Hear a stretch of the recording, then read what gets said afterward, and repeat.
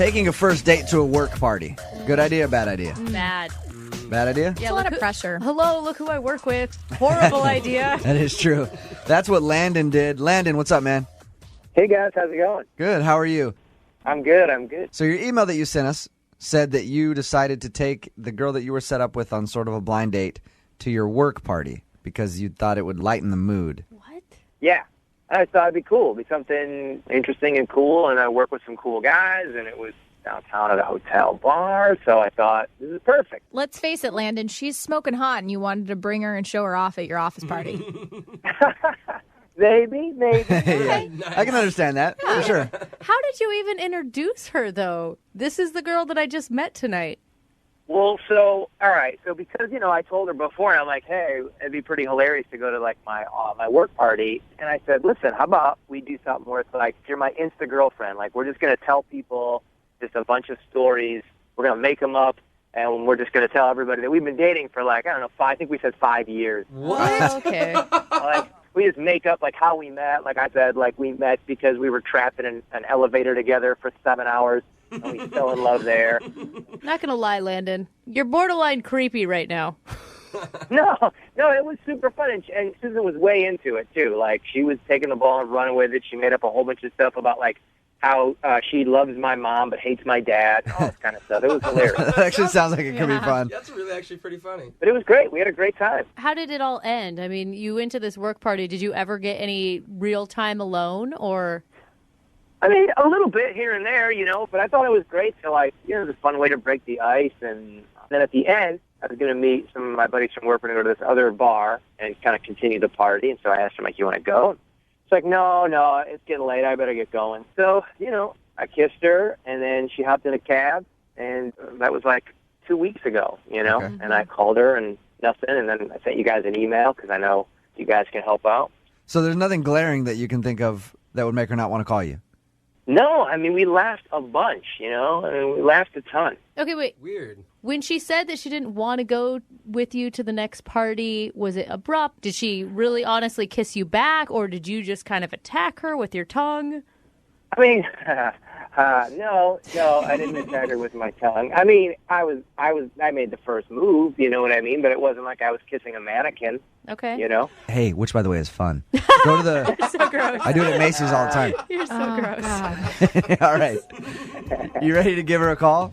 Yeah. Okay. I don't know what's going on. We're going to play a song, come back, call her, and get your second date update. Just give us about 3.5 minutes, all right? Awesome. Moving 92.5. Brooke and Jubal in the mornings. Second date update. Remember, if you want a second date update, all you have to do is email us, brookandjubal at moving925.com. We will call the person who didn't call you back. Right now, Landon is on the phone. He wants us to call Susan.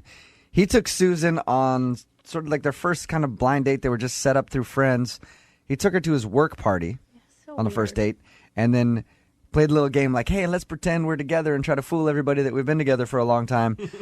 Landon, do you think that was a bad idea now that she won't call you back? I don't know. I really don't know. We had a blast. I had a blast doing it, and I thought Susan was super cool, and I would like to see her again. Landon, at any point did you take it too far? Like you forgot that you weren't joking with people anymore and it was just her and you talked about your anniversary and stuff. Like you were method acting almost. I mean, there were times maybe where, like, I put my arm around her or around her waist or something when we were talking to somebody. I've been thinking, like, well, what did I do? And I really can't think of anything that she was just like, hey, time out. You can go like, hey, yeah, we're trying to get pregnant. Have been for a while now. Rub your stomach. All right, Landon, we're going to call her right now, see if we can get her on the phone and get your second date update. Feel free to jump in on the conversation whenever you want, all right? All right, cool. Thank you.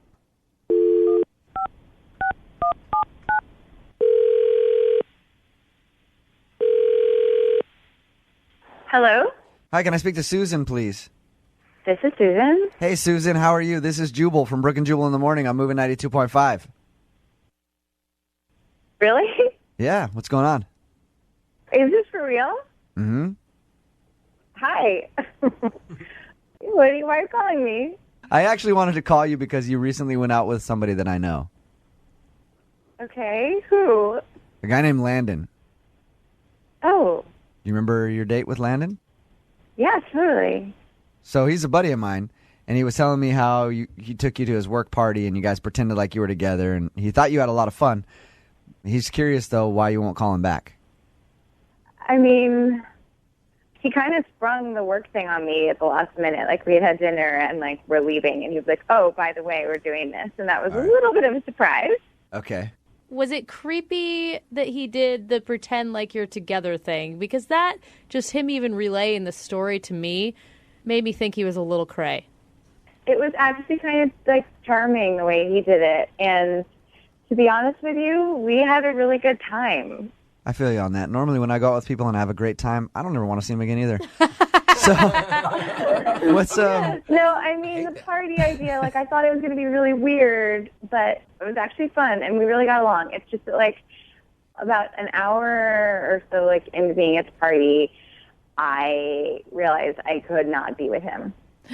Why? Well, my ex works with him, apparently. Oh, no way. No, wait. Okay, Susan, did you actually see your ex at the party? Yes, we saw each other, and, like, we're both, like, completely stunned. And, like, here's the deal. It was, like, a really bad breakup, and we, like, agreed for the best that we would, like, never have anything to do with each other, and that we would make sure to be in different circles, no overlapping at all.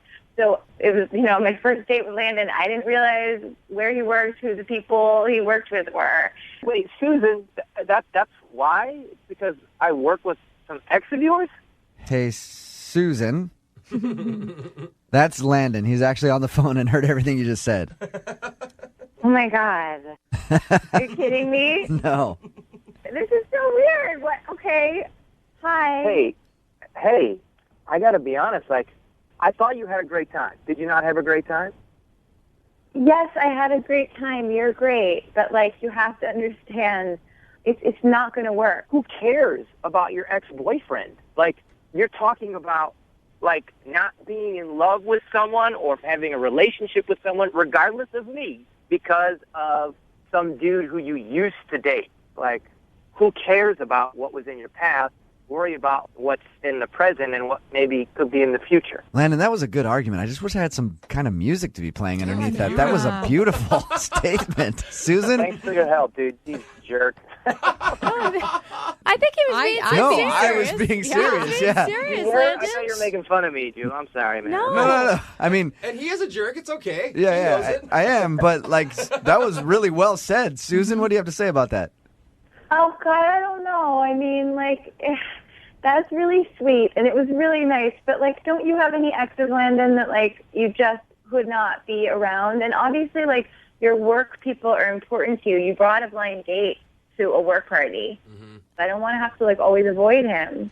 Let's not worry about that. Like, why don't we just go on another date and have fun and see what happens, you know? Susan, if it was a really bad breakup, why do you feel that you owe him anything?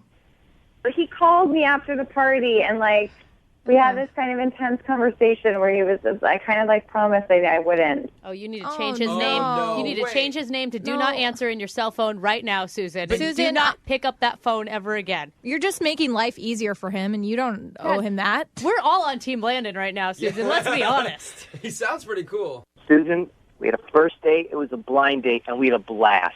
And Hey, Landon? who cares? Landon, I like the way that you convey your feelings. I do. I want to help you out a little bit here, okay? I'm going to give you 20 seconds. Go ahead. State your case. No kidding. Come on. Come on, man. That's messed up. I've already called him creepy like 3 times. I like the way that he talks. I think it needed a little something to it. I think it was fine. Landon, what do you have to say to Susan? Susan, I had a blast with you. Who cares about who I work with or your ex? Let's go on a date, and maybe another one, and maybe another one, and then we'll see what happens. Why worry about your ex-boyfriend when, it could be keeping you from having a now boyfriend? Susan, Just cross that street. We will send Run to you him. on a second date. Susan, we'll pay for you guys to go out on a second date if you go Landon another shot. Will you go out with Landon again? Yes. You will. Yes. Dude, and screw that ex-boyfriend. Play that song again. Here you go.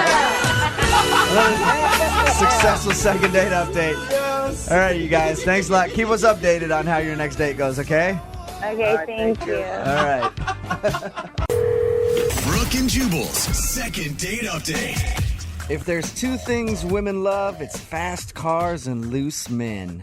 Oh, I'm Or is going with yes. is it loose cars and fast men? That's it. I'm not sure which one it is, but I do know that women love men and cars. And so does Cliff, who's on the phone right now, because Cliff took the girl that he wants us to call today in a second date update out on a very interesting date. He called it a car hopping date. What? What is that? Cliff, how are you? Hey guys, how are you? Good. Now, which one are you? Are you a loose car or a fast man? I'm a fast car loose man. Oh, okay. So your email explained the date that you took this girl on. It's really interesting. Yeah, I wanted to do something, sort of unique. And I said, why not go car hopping? Do you mean like you go to dealers and you just test drive cars, or you're like... Yeah. I Oh. mean, pretty much we go to like a dealership and, like Mercedes and Lexus, really nice cars. I'm like, hey, we're looking at buying a car and we want to test drive it. And it was a fun way to get to know each other, test driving cars that you normally wouldn't drive.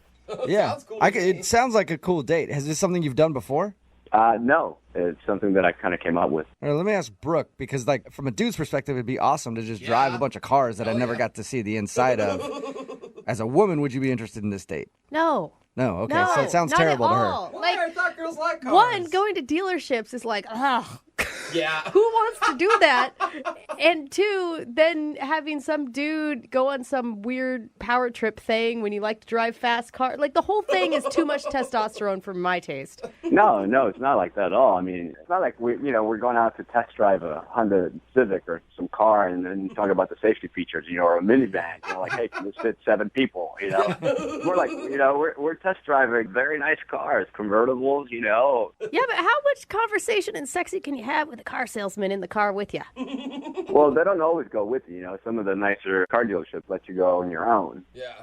So it's not like you have the third wheel. They're sitting, the guy's trying to listen to your game. What's going on? Yeah.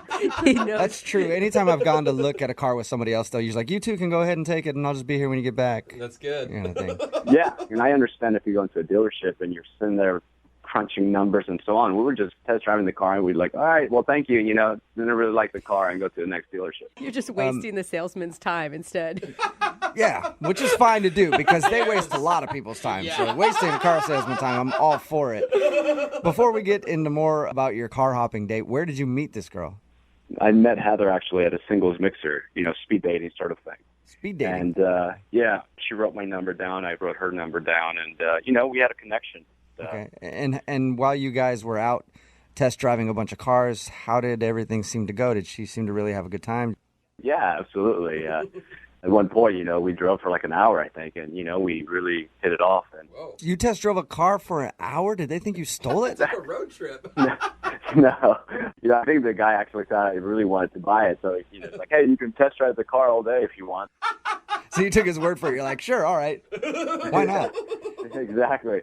And then I asked her, if she wanted to get some lunch, and then Take she her to lunch in the car that you were test driving? That's what you should have done. Drive through. She said she already had plans with her friends, and it was maybe a little awkward. I didn't want to go in for a kiss, but I, kind of gave her a hug, and I said, I really had a good time, and would love to see you again. She said, yeah, absolutely. Okay. Do you think that she's making that up? The only reason I bring up is we've done a lot of second date updates where people make up. Like, oh, I had plans earlier. Yeah. No, I didn't get that. And even if she was telling the truth, the thing is if she was really, truly interested in you and you guys were doing an early date like that, she'd bail on her friends to hang out with. I mean, like, her friends would understand if she Yeah. was on a date and it went long. Yeah, I don't know. Maybe she had a baby shower or something. I mean, who knows? Probably. It's always, look, dude, hey. You can't miss a baby shower. Yeah, I know. I know a lot of women, Cliff, and it's always a baby shower. Every time. So yeah, have you heard anything from her since she left your date to go to this damn baby shower? Yeah. Yeah, no, I called her actually, and it's been about a week and she hasn't called me back yet. So I'm just, trying to figure out. That's why I called you guys. Okay. And you can't think of anything weird that happened in the cars. She was perfectly happy. Maybe the problem was that you didn't buy a car. And you should have gone back to the dealer and said, hey, I'm going to let the missus wait in the waiting room while men go crunch some numbers. You hang out there and maybe we'll get some dinner in my new sedan later. That could have been it. I Could don't have been. know. Oh, that sounds awful. All right, well, we'll play a song, come back, call her, and get your second date update, okay? Got it. Thank you, guys. Yeah, Appreciate man. it. Hang on. Moving 92.5. Brooke and Jubal in the mornings. Second date update. We're in the middle of a second date update, and if you're just joining us, Cliff is on the phone, and today he wants to call a girl named Heather to find out why she's not calling him back. Cliff took her on a very interesting and creative date that we haven't heard of before. He took her out to test drive cars. It sounds a lot more boring than it is, I think. The whole idea was you get to test drive a bunch of cars that you normally wouldn't drive. You have some fun conversation and everything else. But here's where I think you messed up, Cliff. Okay. Okay, it sounds fun, but I don't think you made it fun enough. You needed to make it a little more exciting. You get in the car to test drive it, and then you take the car off a jump. You know what I mean? Find a jump somewhere and jump that car. Or, hey, there's train tracks everywhere. Race a train. Drive that car up to the top of a mountain, then drive it down to show her what it can really do. Live on the edge. Show her just how precious life is. Yeah. You know? And then there's a chance that she'll realize she's not going to be on this earth for a long time, and she might spend the night with you. That's what you should have done. Oh, boy. Yeah. That was the plan. Yeah. Hey, since she's not calling you back, are you kind of rethinking that whole car idea? Maybe you should have stuck to something more traditional, like, I don't know, say cocktails. Maybe a nice lunch, a brunch or something. Yeah, it would have been better, I think. Could have combined them both, cocktails and test drives. Oh, that's Hop in the car with a margarita. yeah, very illegal. All right. I'm going to dial her phone number right now and find out the reason she's not calling you back. You ready to go? Okay, yes, absolutely. All right, here we go. I'm going to dial her phone number right now. But we're going to do it intense. Do not play this. Yeah. This is an intense second date update. All right.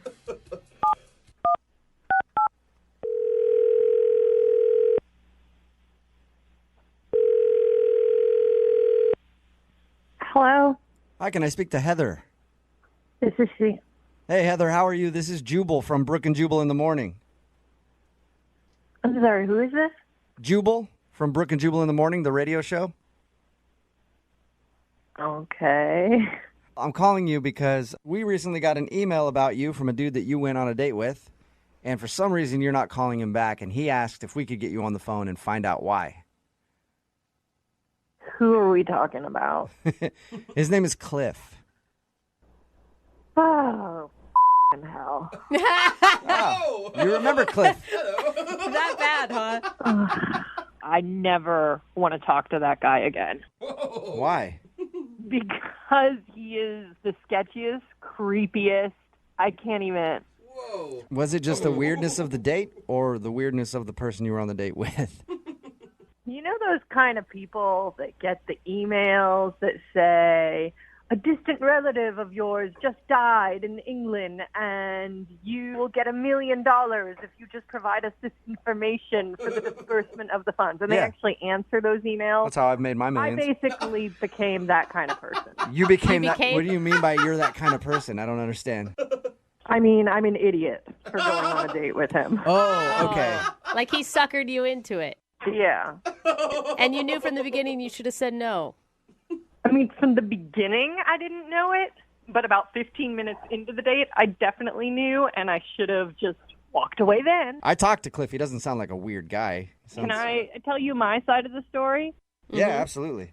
Okay, first of all, we'll put aside the weirdness of our date is going to be test driving cars. Okay, sure. And then we're driving this car for a long time, and he goes, do you think I look sexy in this car?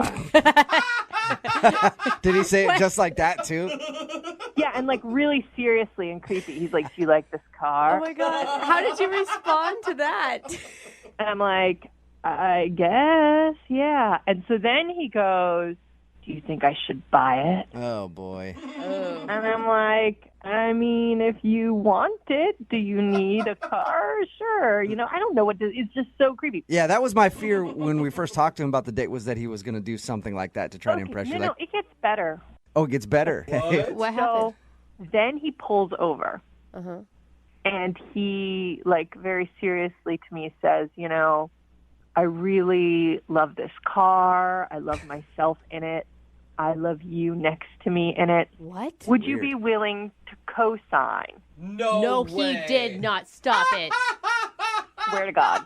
He asked you to co-sign on a loan for a car with him. Yes, and I said, we just met. And so then he goes on to say, I got in some financial trouble a few years back, and my credit is shot, and I can't buy a car. While I have the money to make the payments and everything, they're not going to give me a loan, and I need a co-signer, and I just think you and I have great chemistry. And I'm like, what is even happening? It's like I don't see the problem with that. I mean, I don't understand why it's such a big deal. What was that? That was Cliff. Cliff, you're supposed to wait for me to tell her my that you're on the gosh. phone. Cliff is actually on the phone listening. Oh, you ass. Well, I mean, I don't know how much I can take of her, making it sound like I'm some creep or weird or, blah, blah, blah. How do you think that was acceptable first date behavior? Maybe I was wrong. When I met you, I saw a lot of compassion. And if you had compassion, then you would know that it's not such a bad thing to co-sign with me. I mean, I don't see what's the problem. So, Cliff, you weren't joking when you were asking her to co-sign a loan. No, I had listen, about 3 years ago, I had some problems with my credit, and I'm working on it. And I think me driving a better car would definitely give me a better look. Yeah, that's a really good idea. Buy a $100,000 car. That'll, really secure your finance. That's really building financial stability. So you're saying, Heather, that you never had a rough time in your life, and now you're putting me down. You're kicking a man while he's down. Is that what you're saying? I have had rough times in the past, I guess, but I've never asked a complete stranger to co-sign on a loan for me. A complete stranger. The second time I saw you, we met one time, and this is the second time. That's true. So I'm not a complete stranger. First of all, second of all, when I looked at you, when I pulled over and I looked at you, and it really made a deep connection with you, and I looked at you and I said, you know what? I can really see myself driving this car with you in it. I meant that. I meant that. Cliff, and are could you that be in it dumb? because you could basically own part of this car if you wanted to. Cliff, I'm totally baffled by this. Do you truly not understand how bad it is what you did? I mean, maybe I trust people too much. Cliff, is there anybody else closer to you that you could have co-sign a loan rather than somebody that you're on a first date with? Well, my family, I mean, I don't really talk to them, but that's a whole nother story. Because you owe them money, probably. Yeah. You know what, Heather? I hope one day that you don't hit a rough time like I did. And, maybe someday you need somebody to co-sign with you, and then you'll remember this time. You'll remember the car hopping. You'll remember me, and you go, you know what? Karma's a bitch. All right. Well, at this point, I would love to ask if you guys would go on a second date. Heather, will you go out on a second date with Cliff? We will pay for it, and I'll have somebody co-sign that loan. No. Yeah, All it's right. pretty clear. Cliff, I'm sorry. No second date, man. That's fine. It is what it is. But, hey, Jubal, if you want to co-sign with me, I'm up for it, man. You're asking me to co-sign a loan with you? I mean, you were offering, I didn't offer. I said, I've had to have people do that. And trust me, the No, only... but you said if she went out with me again, you find somebody to co-sign. Yeah, I did. Look, me co-signing a loan with you would only make your chances worse of getting a loan. I don't know. We can always give them free advertising on your radio show. Okay. Oh, there it is. I'll do that. I'll risk my job and give them free advertising for plugs on the radio, and I'll co-sign a loan with you even though I don't know you. I'll totally do that for you. Really? No, Cliff. I will not do that. Brooke and Jubal in the morning. Brooke and Jubal's second date update. Today's second date update could go very well or very poorly. Why this one? Because the dude that emailed us explained the date as the date of his life. Oh, no. Wow. Yeah. Oh, gosh. His name's Trevor. Trevor, what's up? Yeah. How's it going, man? All right. How are you? Good. Your email that you sent us described the date that you went on as the date of your life. Yes. It was like my life had turned into one of those ridiculous romantic movies, like Serendipity, the John Cusack. I mean, it was just, it was insane. I know. Okay. It sounds so corny, but it was. So it was totally insane. Why don't you tell us about your rom-com date?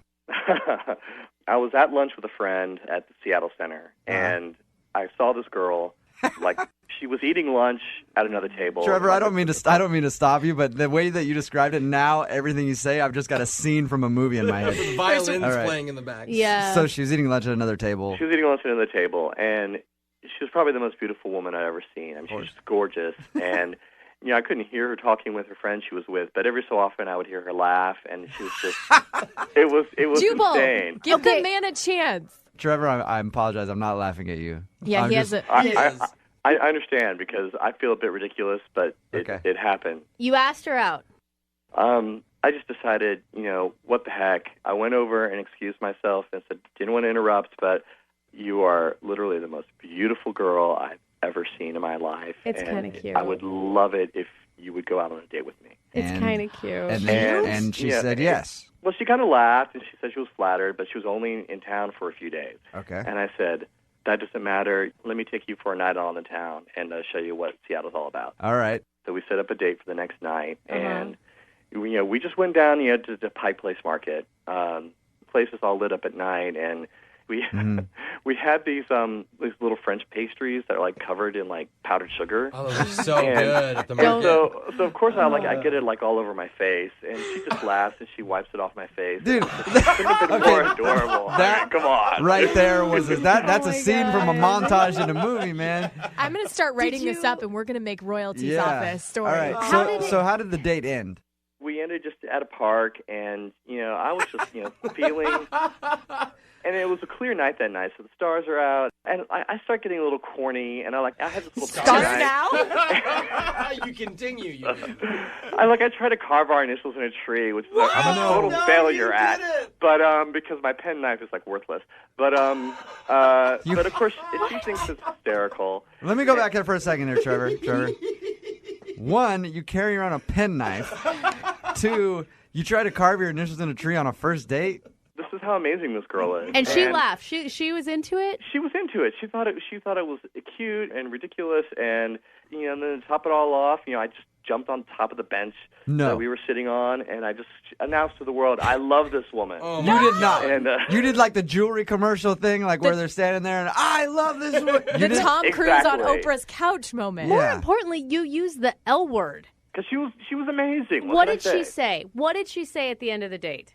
She said she had a great time, and kissed me goodnight, and then she went home. Vanished into the dark. I still feel like you're screwing with us, dude. No, I swear, it was the most ridiculous date of my life. Okay. I sent her a message the next morning, and I called and left her a message, and she's not calling me back. Where does she live?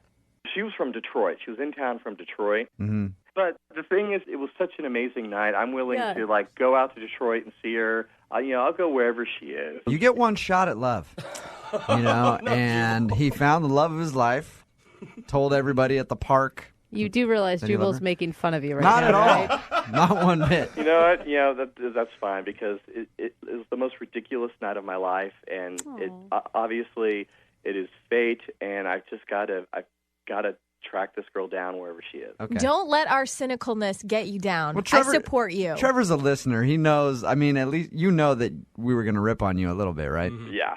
Well, I knew I was in for it, and I knew the story I was going to tell, so I just knew that it was going to be never ending. I'm excited to talk to her. But it's worth it. I'm excited to talk to her. I'm excited to talk to her too. She sounds like a wonderful, wonderful person. She may be the love of my life as well. Trevor, all right, we're going to call her right after this. Okay. And see if we can get her on the phone and ask her why she hasn't gotten back to you.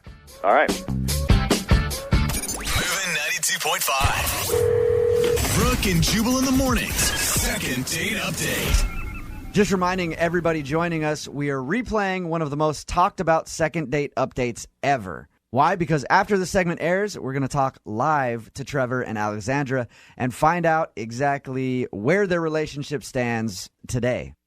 Okay, if you didn't hear the first part of the second date update, I'm not going to go into nearly as much detail as Trevor did about his date.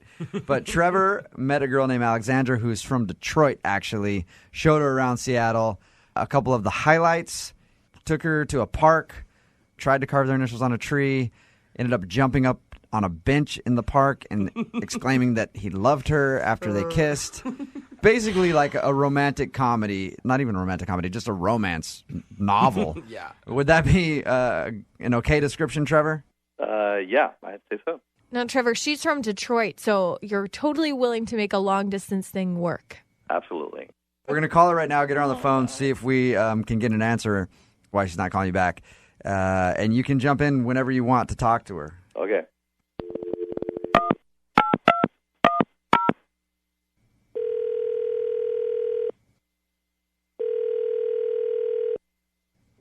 Hello, Hi, can I speak to Alexandra, please? this is Alexandra. Hey, how are you? This is Jubal from Brooke and Jubal in the morning. I'm moving 92.5. I'm sure you probably have no idea who we are. No. Okay. We host a morning radio show in Seattle, Okay. and we wanted to call you to ask you a couple questions about a mutual friend. Oh. When you were in town here in Seattle, you met a guy named Trevor, Yeah. and you guys had a kind of an evening out together, right? Yeah. Oh my And- God. Things just get more intense Yeah. with Trevor, don't they? We're calling to ask you why you haven't called Trevor back. You're calling to ask me why I'm. This is weird. I know. Is it any weirder than your first date? Come on. Here's what this is. We do a thing on our show called the Second Date Update. We're basically just calling you to ask you why you haven't gotten back to him.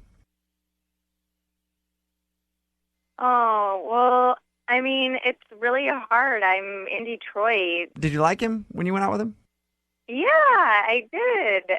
I mean, at first I was like a little bit, it's not what I'm used to, like someone being so intense so quickly. Yeah. Yeah. But, I mean, as long as he wasn't like 100% serious about jumping up and declaring his love on a first date, like if it was just kind of for fun, I had a really good time. But, you know, you say it's just because of long distance, but didn't Trevor make it completely clear that he would do anything to make this relationship work? Yeah, he did, but it was a first date. Yeah. Yeah. If I lived in Seattle, maybe things would be different. Okay, I so don't it's, know. Alexandra, it's solely the Detroit-Seattle thing that you don't live here. That's it. I would definitely, if I lived in Seattle, go out with him again. Okay. Alexandra, the distance shouldn't matter. I know, but I like Alexandra, to this stop. is Trevor. Oh, hi. Hi. Yeah. I didn't know Tre- that you were on the phone, too. Oh, my God, I'm so embarrassed. Yeah, no. Trevor is on the phone. Trevor is smitten. Alexandra, I think you know, I had the best date. One night, it can't be enough. It just there was something magical there. I mean, I know that sounds incredibly ridiculous to say, but Alexandra, I would move heaven and earth to have a second date with you right now. Oh, my God. Come on, Alexandra, Alexandra. you should see the faces of all, well, everybody in the room because we're all women. You should see the faces, though, of like Brooke and Lydia seriously melting. Now, is that too much for you, or did you find that romantic too? I have to say, I wish you could see my face right now because I'm totally bright red. I'm so embarrassed, but like that just touches. I don't know. Yeah, Alexandra, I'm sorry worried, to pick Trevor, that you're gonna maybe expect too much too soon. But how could I say no to? no sort of expectations. No expectations. If it was a fluke and our second date is like a complete disaster, you'll never hear from me again. But it's just it was just too. I mean, I know I came on like super intense and like I jumped up on park benches and ruined trees but it was just I don't know. It was just such a crazy night and I just feel like you just can't let something like that just happen once. There's got to be more, and you need to go for it. Alexandra, Yeah. do you believe in love at first sight? I don't know. I used to think I did, and now I don't. But do you? I feel like I'm in the Twilight Zone right now. This is so weird. All right. I told these guys earlier, Alexander, that I never even thought about it twice before. But when I saw you at lunch that day, I know it seemed like a line, but it was also true. You are the most beautiful woman I've ever seen. And if I need to fly out to Detroit for a weekend to have a second date with you, then I will come out to Detroit. I don't know what will happen after that, but something has to happen. So, if whatever I need to do, I will make it happen because you are amazing, and I want the second date. At the end of these second date updates, Alexandra, since you're not familiar, we always pay for the couple to go out again if they want to go out again. It'd probably bankrupt the radio station to pay for a plane ticket because we don't have a lot of money here. We could buy dinner in Detroit. Come on. Well, I was saying dinner. Yeah, plane ticket I said we can't do. Oh, okay. If he can get himself out there, Yeah. we'll pay for dinner. And in Detroit, with your economy, it's probably like $5 anyway, right? So It's like living in a developing country. Oh, that's so mean. but we'll pay for dinner for you guys if he can come out there. Would you be interested if he flies out there to go out with him? Yeah, definitely. Oh, that's so cute. Yes. We have to get an update of how the second date goes on this one. Oh, definitely. I think something could come of this. Yeah. I really do. I'm not a love at first sight girl, but I'm an incredibly amazing attraction at first sight that can turn very easily into love type of girl. I now understand why romantic comedies do so well. Because people buy into them completely. But maybe every once in a while a romantic comedy is actually based on real life. It has to come from somewhere. It's not a romantic documentary. All right. Hey, well, congratulations, you guys. Alexandra, now that you know that Trevor is going to come there, you guys have to sort it out and get back to us and let us know what happened after your date, okay? Okay. Oh, all right. God, I'm excited. I love love. Yeah, me too. We just replayed one of the most popular second date updates that we've done to date. Alexandra and Trevor. Trevor fell in love with her at first sight. She was out here on vacation from Detroit. They had made plans for Trevor to go to Detroit and spend time together and see if the movie love that Trevor thought he felt was a real thing. Well, Trevor emailed us and said that he went to visit her just about 2 weeks ago. Really? Trevor, what's up, man? Hey, what's going on? How you doing? I'm doing great. How are you guys? Like Good. great or like in love great? Come on, Trevor. So you went to Detroit. You stayed for the weekend? Yeah, I got my own hotel and stayed Friday through Sunday. We had dinner on the show Friday night, and she took me out to the Motown Museum, and I hung out with a bunch of her friends who were really great. Trevor, were you nervous going out there? I was a little nervous because, that date was so crazy. Leading up to it, I kept thinking, what if it was just like this crazy dream I had, and I get out there and it's a disaster. Let me just recap real quick. Trevor spotted Alexandra across the courtyard at the Space Needle. The heavens parted. Birds started singing, and he fell madly in love. Pretty Right, much Trevor? it was like hearing her laugh from across the room, and she was so beautiful. And you guys went to lunch right there, and then you ended up spending all day together. And jumping on a park bench to declare your love. Yeah. Carving your initials in a tree. Well, trying to anyway. Trying to, yeah. I'm glad that you actually went through with your promise and went to Detroit to see her. What'd you guys talk about? Well, what's real nice about it is that it wasn't quite the overwhelming, this is too good to be true kind of feeling that I had on that date here in Seattle. But, the connection was still pretty great. And I just had a great time with her, and I had a great time with her friends, and, Detroit was great. You're the first person to ever say that, I think, that Detroit was great. Hey, Trevor, I'm wondering, did you guys talk a lot over the phone, maybe FaceTime, Skype, leading up to this? Because it had been 2 months in between? I did. We texted, a bit and sent emails and talked every so often. And so, we spent a little time just kind of internet dating, I guess. Did you feel let down that it wasn't the same type of magic when you saw her, or did it make you actually feel better about a relationship? No, with her? I actually felt better because being in Detroit with her felt real. I mean, where before it was like this ridiculous, romantic comedy or romantic movie that was just, now it feels grounded and feels like something real in the world. We obviously know how Trevor feels about the whole thing. Alexandra's on the phone, too. Alexandra, what'd you think of the whole experience? The whole thing was kind of overwhelming at first, just because so many of my friends knew about it, and then it just sort of grew, and it was really fun to sort of be the center of attention for a while. But it also felt so crazy, it just felt like something that was kind of unreal, and I kept just waiting for the other shoe to drop, I guess you could say. Waiting for it to go bad, you think? Kind of a little bit, Okay. and then. I don't know, it was just my friends were kind of giving him a hard time because I think maybe they were a little bit jealous. Was there a point over the weekend, a moment where you're like, oh my gosh, this could actually work? It's so strange to be talking about this on the radio. I guess for me, there actually was kind of a moment, and it was just when I first saw him, I had that flash of just seeing him being older, and I was there too, and then I was like, you're being crazy. So Are you skeptical at all about the distance, though? If you guys, you're in Detroit, he's here. yeah, I mean, that's an actual problem. Have you had a conversation about that, or even about what your official relationship status is? No.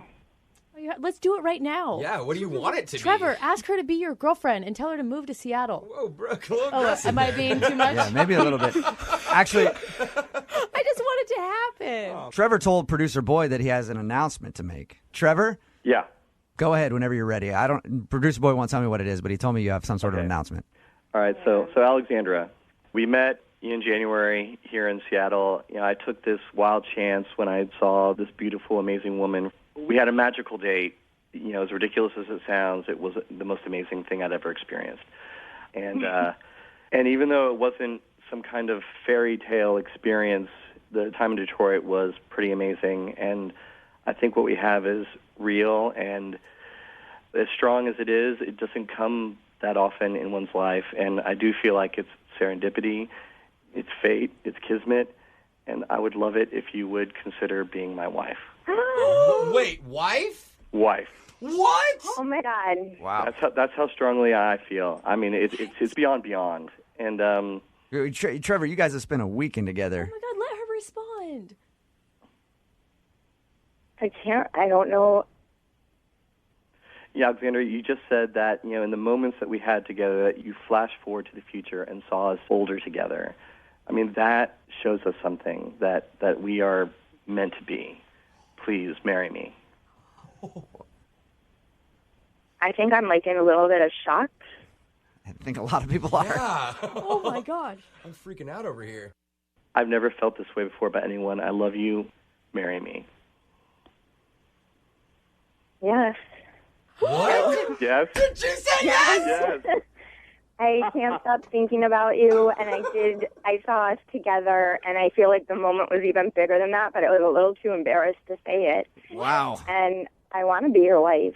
I feel And I knew it as soon as I saw you in Detroit. I couldn't, I felt too scared to be able to tell you that. Yes. I feel like I have a front row ticket to a romantic I know, right? drama comedy. This is awesome. You have so much to figure out. Oh my God. One of you has to move. One of us does have to move, but you know what? We've got plenty of time, and, as they say in the movies, love conquers all. So. Wow. Oh my God. I'm really excited for you, Alexander, because that means most likely you'll be moving to Seattle and will escape Detroit. Good for you. So I think that's what is going to happen. Well, Trevor, maybe we should talk off the radio. Absolutely. I feel like I had to finish this on the radio, though, because it all started there. Did that just happen? Can we come to your wedding? Absolutely.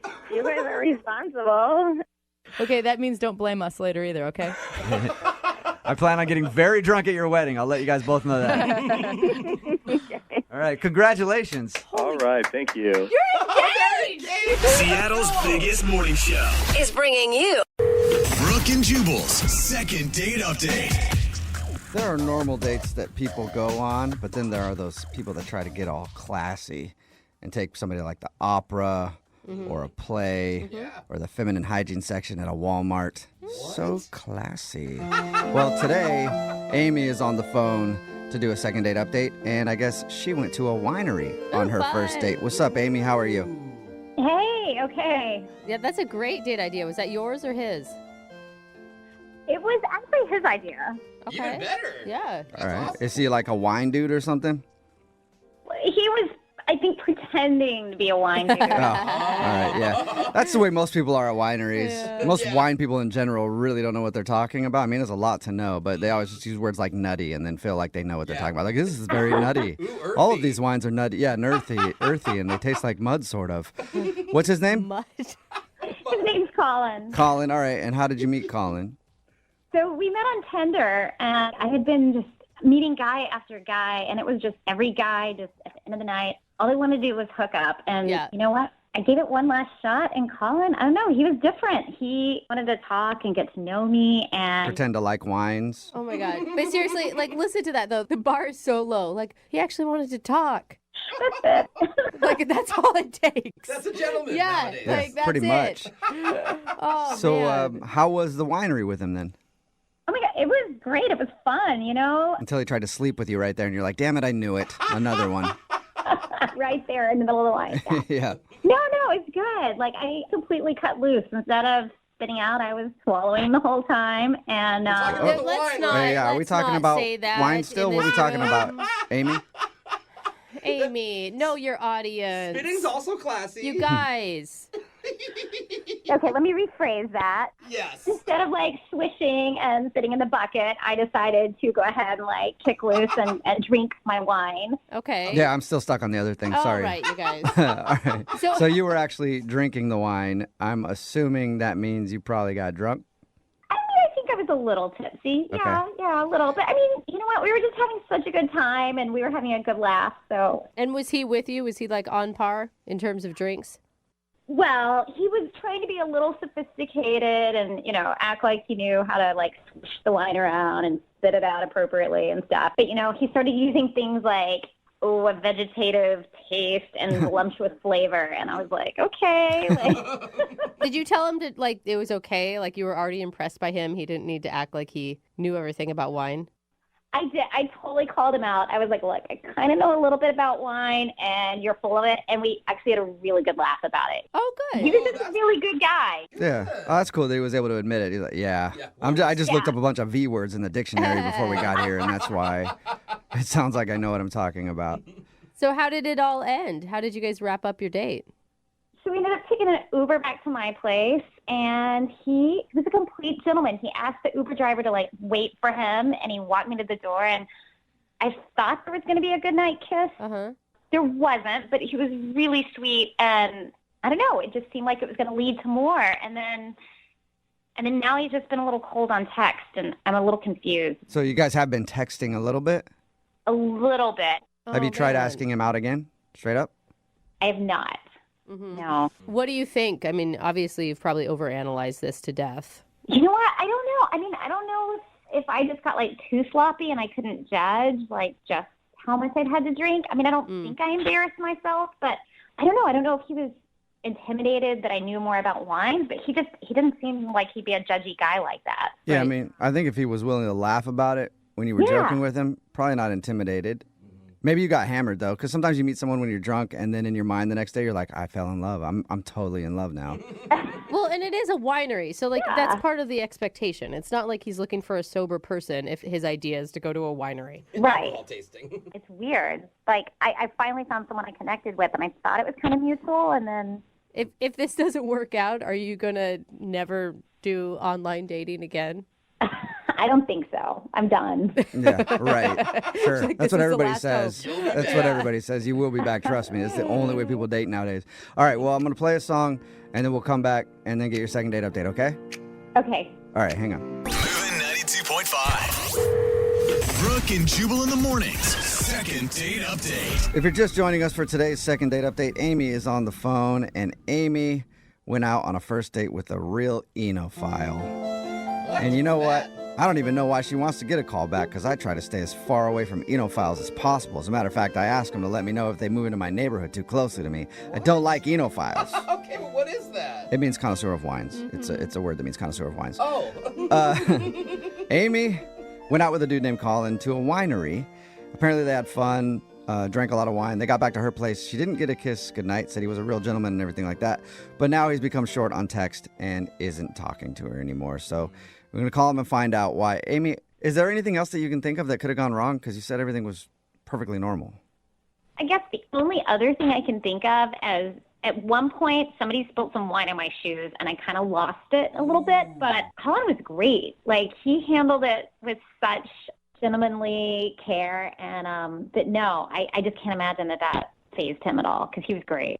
I mean, when you say lost it a little bit, you didn't start like crying and screaming, right? Or swearing. I was starting to get upset, but before I got there, he totally calmed me down. So I don't think it was that big of a deal. All Okay. Well, I'll dial his phone number, get him on the phone, and see if we can figure out what happened, all right? Boy, I'd appreciate that because I'm at a loss as to why he's not getting back to me. Okay, here we go.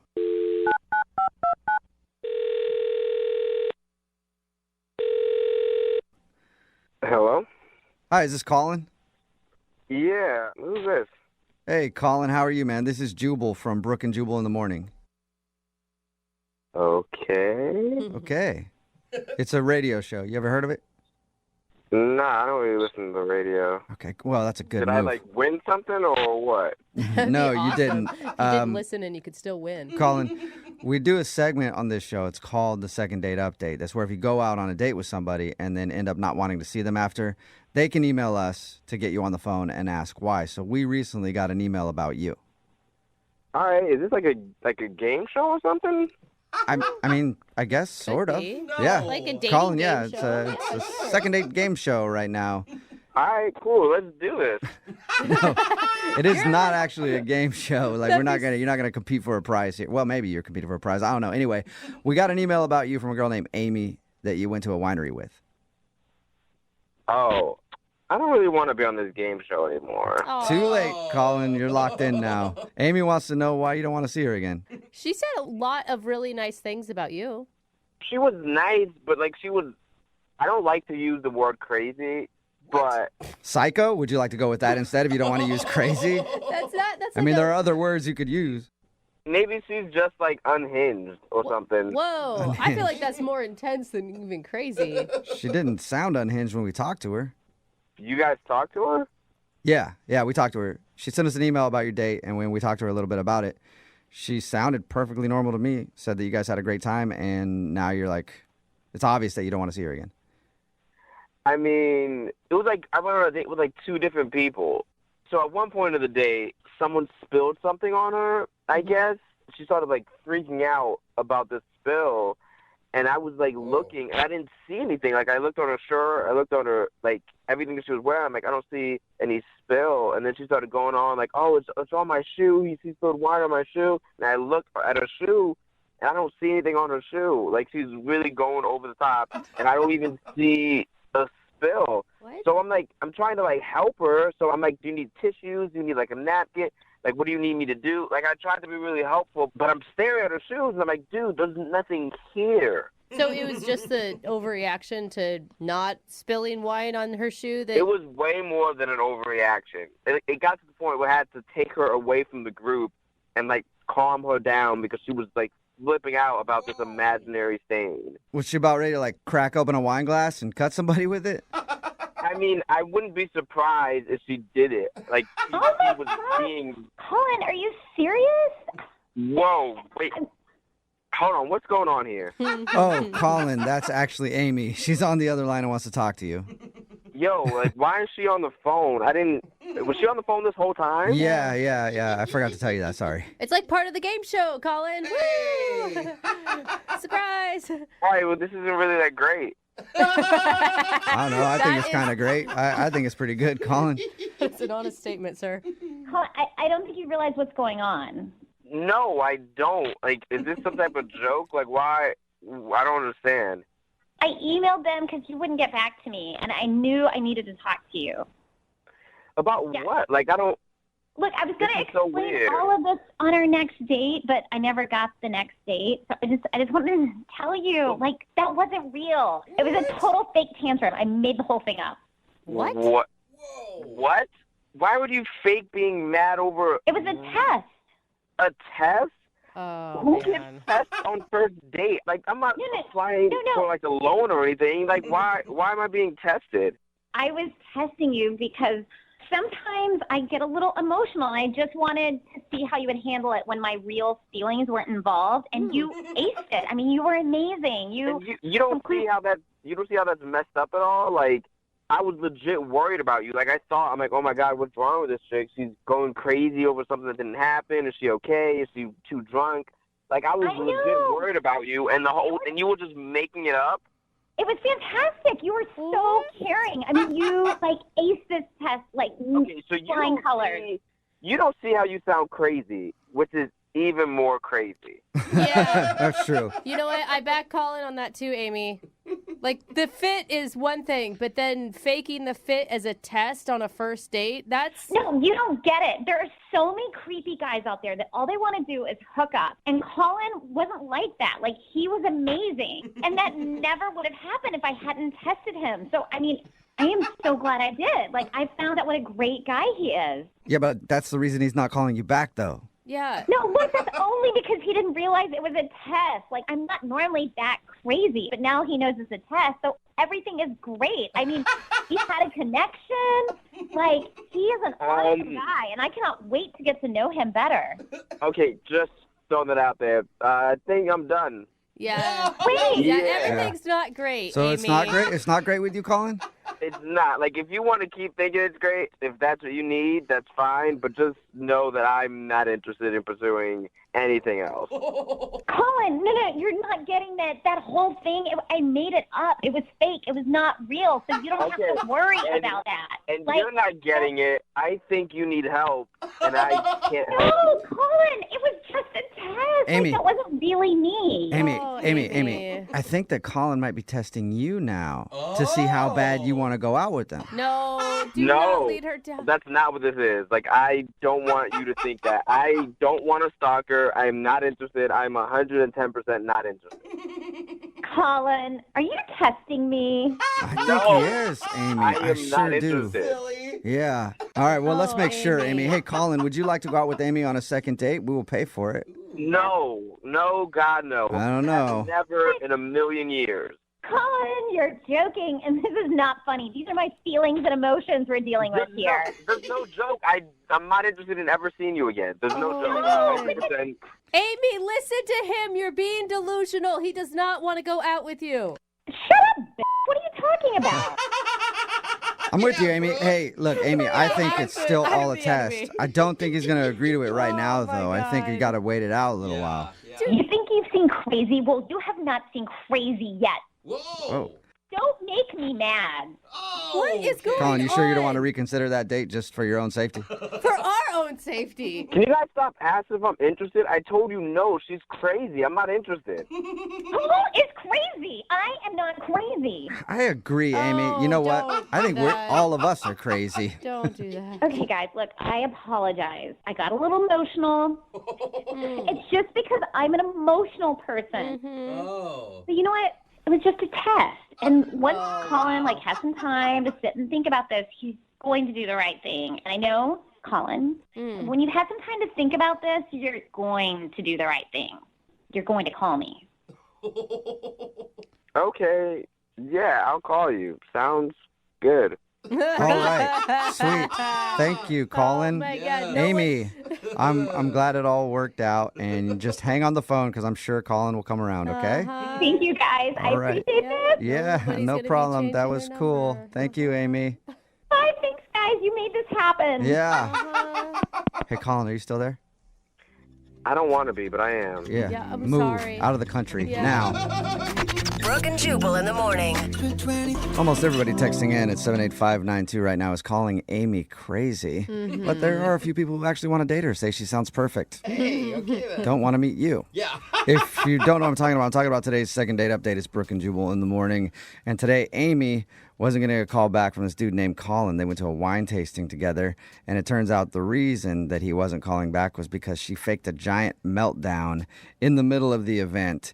She claims that she was testing him to see if he could handle her when she had a real emotional episode. She says she does this on all her dates. She tests people out to see if they can handle her when she's going crazy. Oh my God, I get embarrassed if two people look at me in a restaurant that I don't know. I'm like, oh my God, is there something on my face? I can't imagine creating a scene where I wanted everyone to turn and stare. Yep. Yeah. And he said he was not into it at all, but she still thinks they're together, I think. Yeah, she does. And you know what? That's the scariest part. Yeah. Oh, you. Is it? Yeah. I know. He's So like, you're funny. crazy. Yeah. You are crazy. She's like, you're joking around. That's cool. Roasted me. I love it. Uh-huh.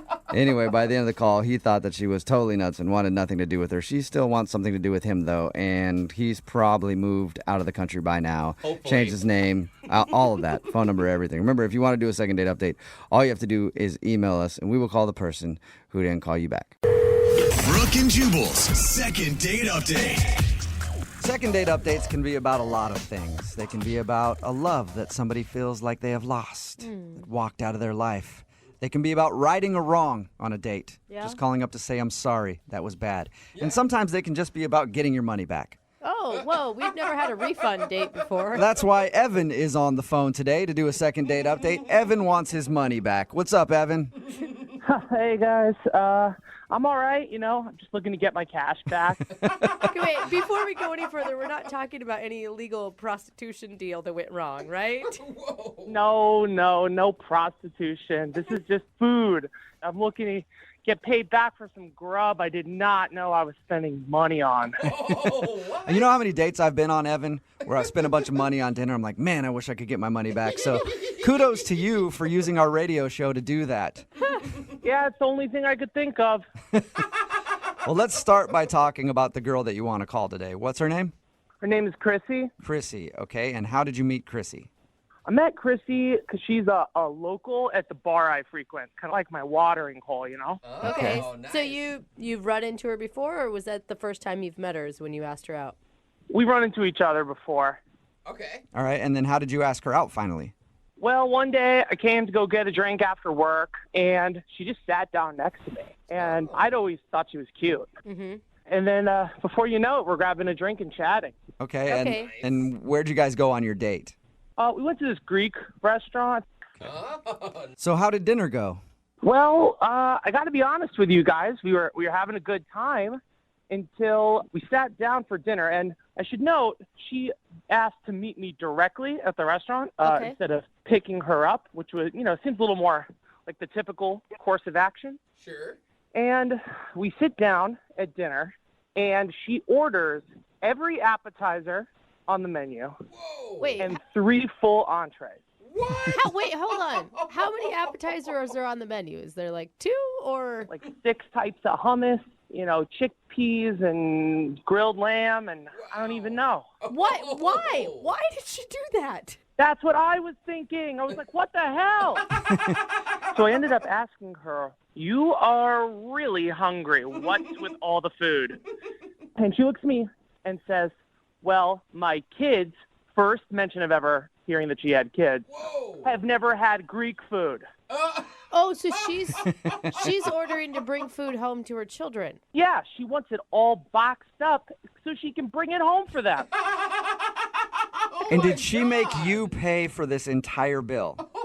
Yeah, I was expecting her to at least kick in some money, and she handed me the whole check. So that's awesome. You bought her kids dinner, and you didn't even intend to. That's very nice of you. And the whole thing turned out to be $165. Wow, Okay. at a Greek restaurant? That's a lot. And I just had a salad. That's all I had. Did you say anything to her about it? I mean, I would hope if I were in that situation, I'd be like, hey, I'll pay for your dinner, but do you mind paying for your kids' dinner? No, I didn't. I was so flustered at the time. I just paid it.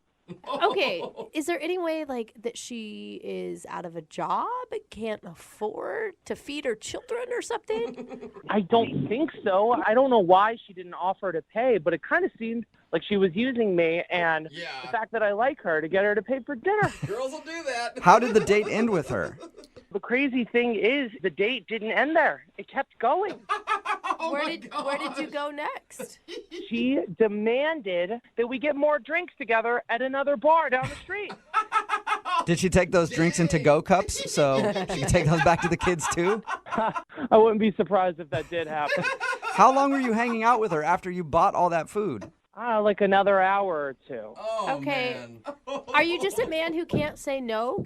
I was so confused inside, but I liked her, so I didn't know what to do. I got very nervous. So how did it all end then? Like, what was the moment you guys said goodbye to each other?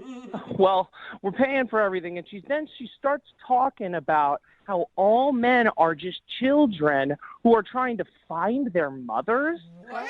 I don't even know where this came from. Okay, wait. So the check comes, and that's what she brings up? I don't understand what you're saying. Yeah, she starts venting about how all men are just children looking for their mothers. Interesting. But why would they not know where their mothers are? know where my mom is. All the men in my life know exactly where You're their telling me. Obviously, the lady has issues. I don't know why she was saying that. And then she gets a text from her babysitter.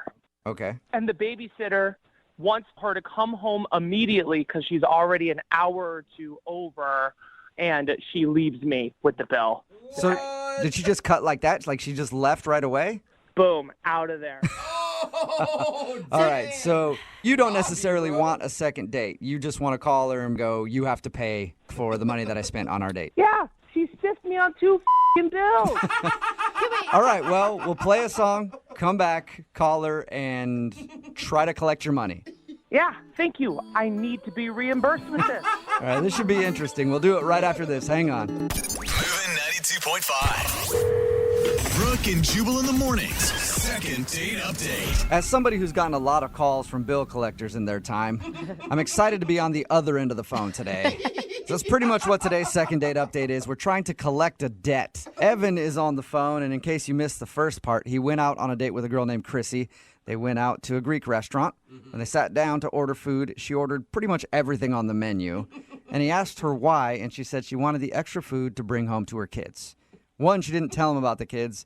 2, she made him pay for all that extra food, and now he wants to call her to tell her that she owes him money. Yeah. All right, Evan, are you about ready to make the phone call? I am. I forgot to ask Evan, how many kids does she have? Just 3 kids. Whoa, that's a big she's surprise. she's deep in children. 3 whole children. What if when we get her on the phone, we can come to some sort of a compromise, like she takes care of the tip? Would you be happy with that? No, she needs to pay for the whole damn meal. All right. Well, I'll dial her phone number right now and get her on the phone then. Let's not waste any more time. Thank you.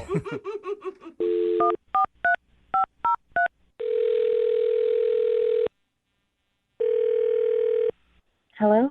Hi, is Kissy there? Yeah? Hi, Kissy. This is Jubal from Brooke and Jubal in the morning. What? This is Jubal from the radio show Brooke and Jubal in the morning. And you're calling for me?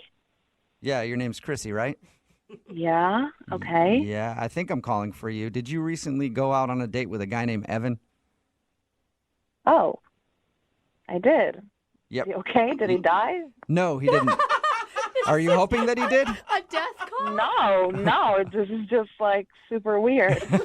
You're the Kissy that I'm looking for. You definitely are. You went out on a date with a guy named Evan, and Evan is a listener to our show. Okay. All right. And after your date with Evan, he emailed us, and he wanted to see if we could get you on the phone to talk about something. Okay, why didn't Evan just call me? I'm not sure. Maybe he felt like this would be a conversation better for you and I to have. All right, that sounds pretty dumb, but whatever. Evan told us about your date. Yeah? And he talked about how you guys went out to a Greek restaurant. Yeah, it was delicious. Yep. He said he really enjoyed it. He thought you were really cool. Cool. Okay, but he did say there was one problem. Apparently, you ordered a bunch of food. Yeah, what's the problem? Well, the problem is the food that you ordered, I guess, was to take home to your kids. Yeah, Paisley, Brian, and Jack. So what is the problem? He feels like you sort of wronged him in making him pay for the entire bill, basically buying food for your family. Are you kidding me right now? No. This is a joke, right? No, I'm not. Not at all.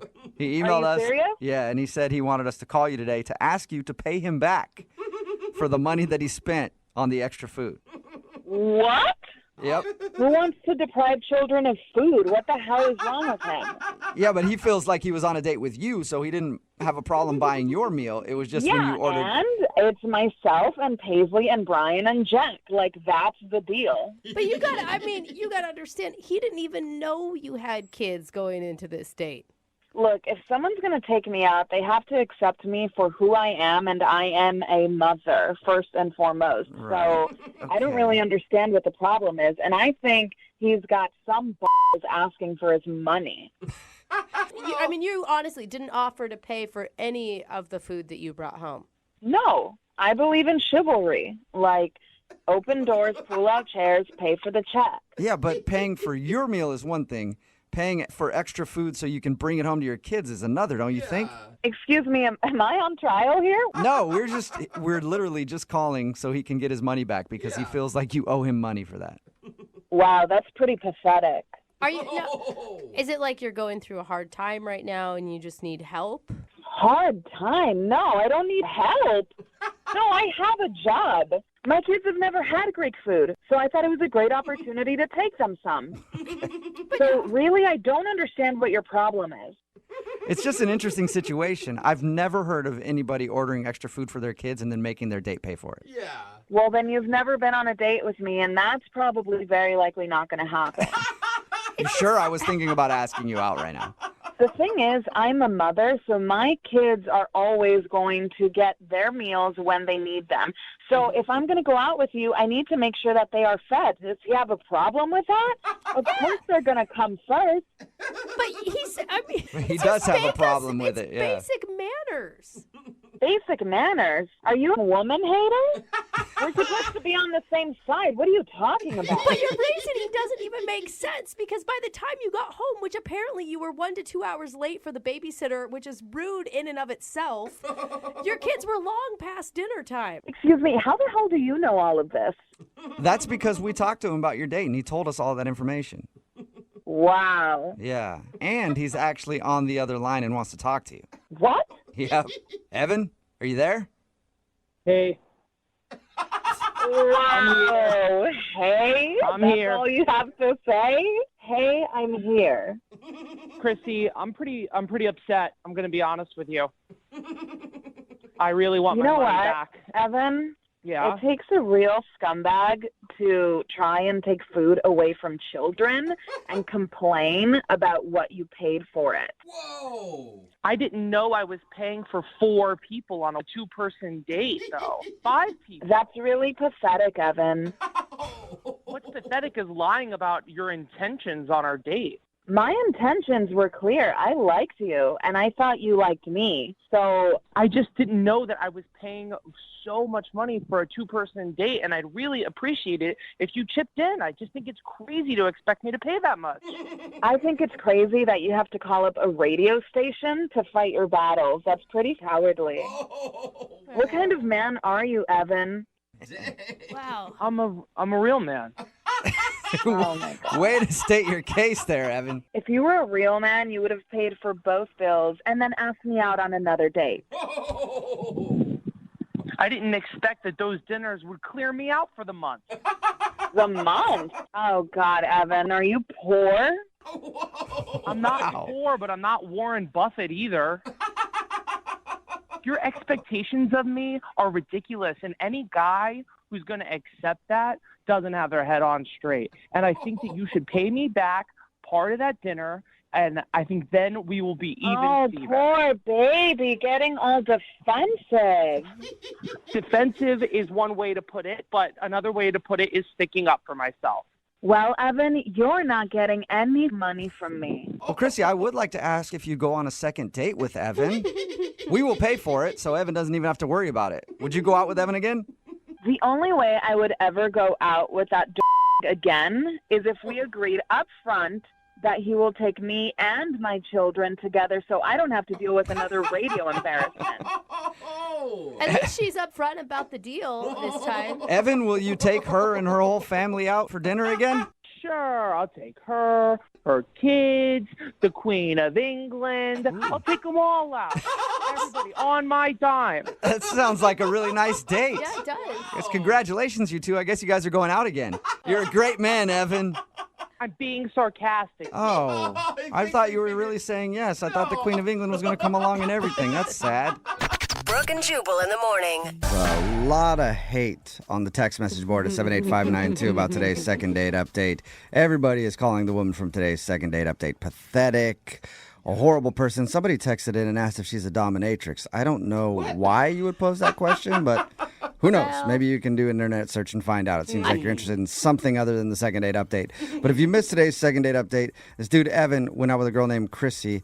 They went to a Greek restaurant and she ordered a bunch of food so that she could bring the leftovers to her kids. Wow. Not even the leftovers, just dishes, just Yeah. whole dishes to her children. Evan felt like he was tricked and wanted her to pay him back. We got Kissy on the phone, and she was appalled that Evan would complain about feeding her children.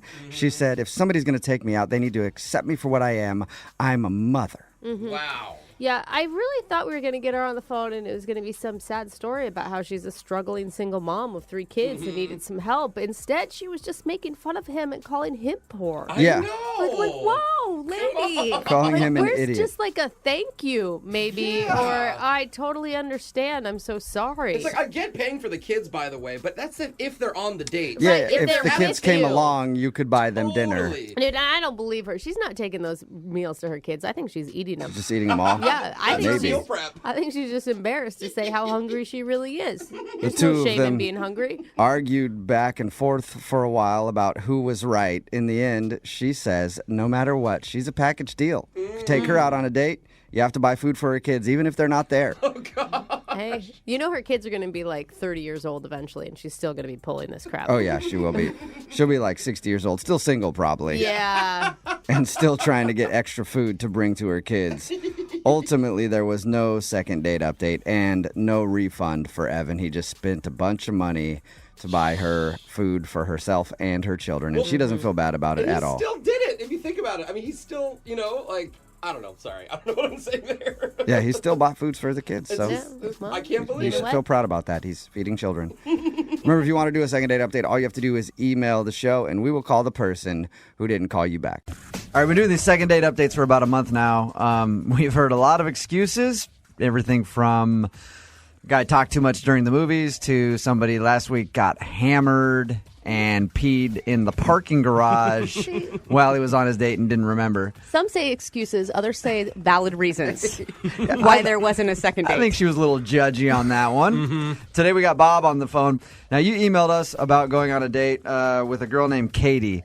What happened on your date? We had a great day. We went over to Shorty's in Belltown. Okay. We had dinner. We did pinball. You had dinner at Shorty's, so you just have like hot dogs? It's kind of awesome. Yeah, that I'm is sorry. actually pretty cool. They do have great hot dogs. I would totally take him up on that. So you played around there for a little while, and then what happened?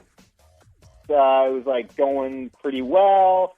So we ended up coming back to my place and just kind of hanging out, having a few beers. We made out for a little bit. Nothing crazy. And in the last 2 weeks, I probably texted her or called her 3-4 times on the text and a couple of messages and nothing. No response at all? Nothing. You're not texting her like crazy or anything. It's just... No, I'm not a crazy guy. I texted her day after, had a really good time, nothing. Okay. You didn't tell her that you saw your future in her eyes. No, not at all. Just checking. Valid questions. You laugh, but with some of the things that we've heard, that could happen. And has. Yeah. I mean, I thought we hit it off. I thought it was a good, I was like, oh, this is sweet. She's cool. Okay. Okay, we're going to get your second date update when we call Katie and get her on the phone right after this. Moving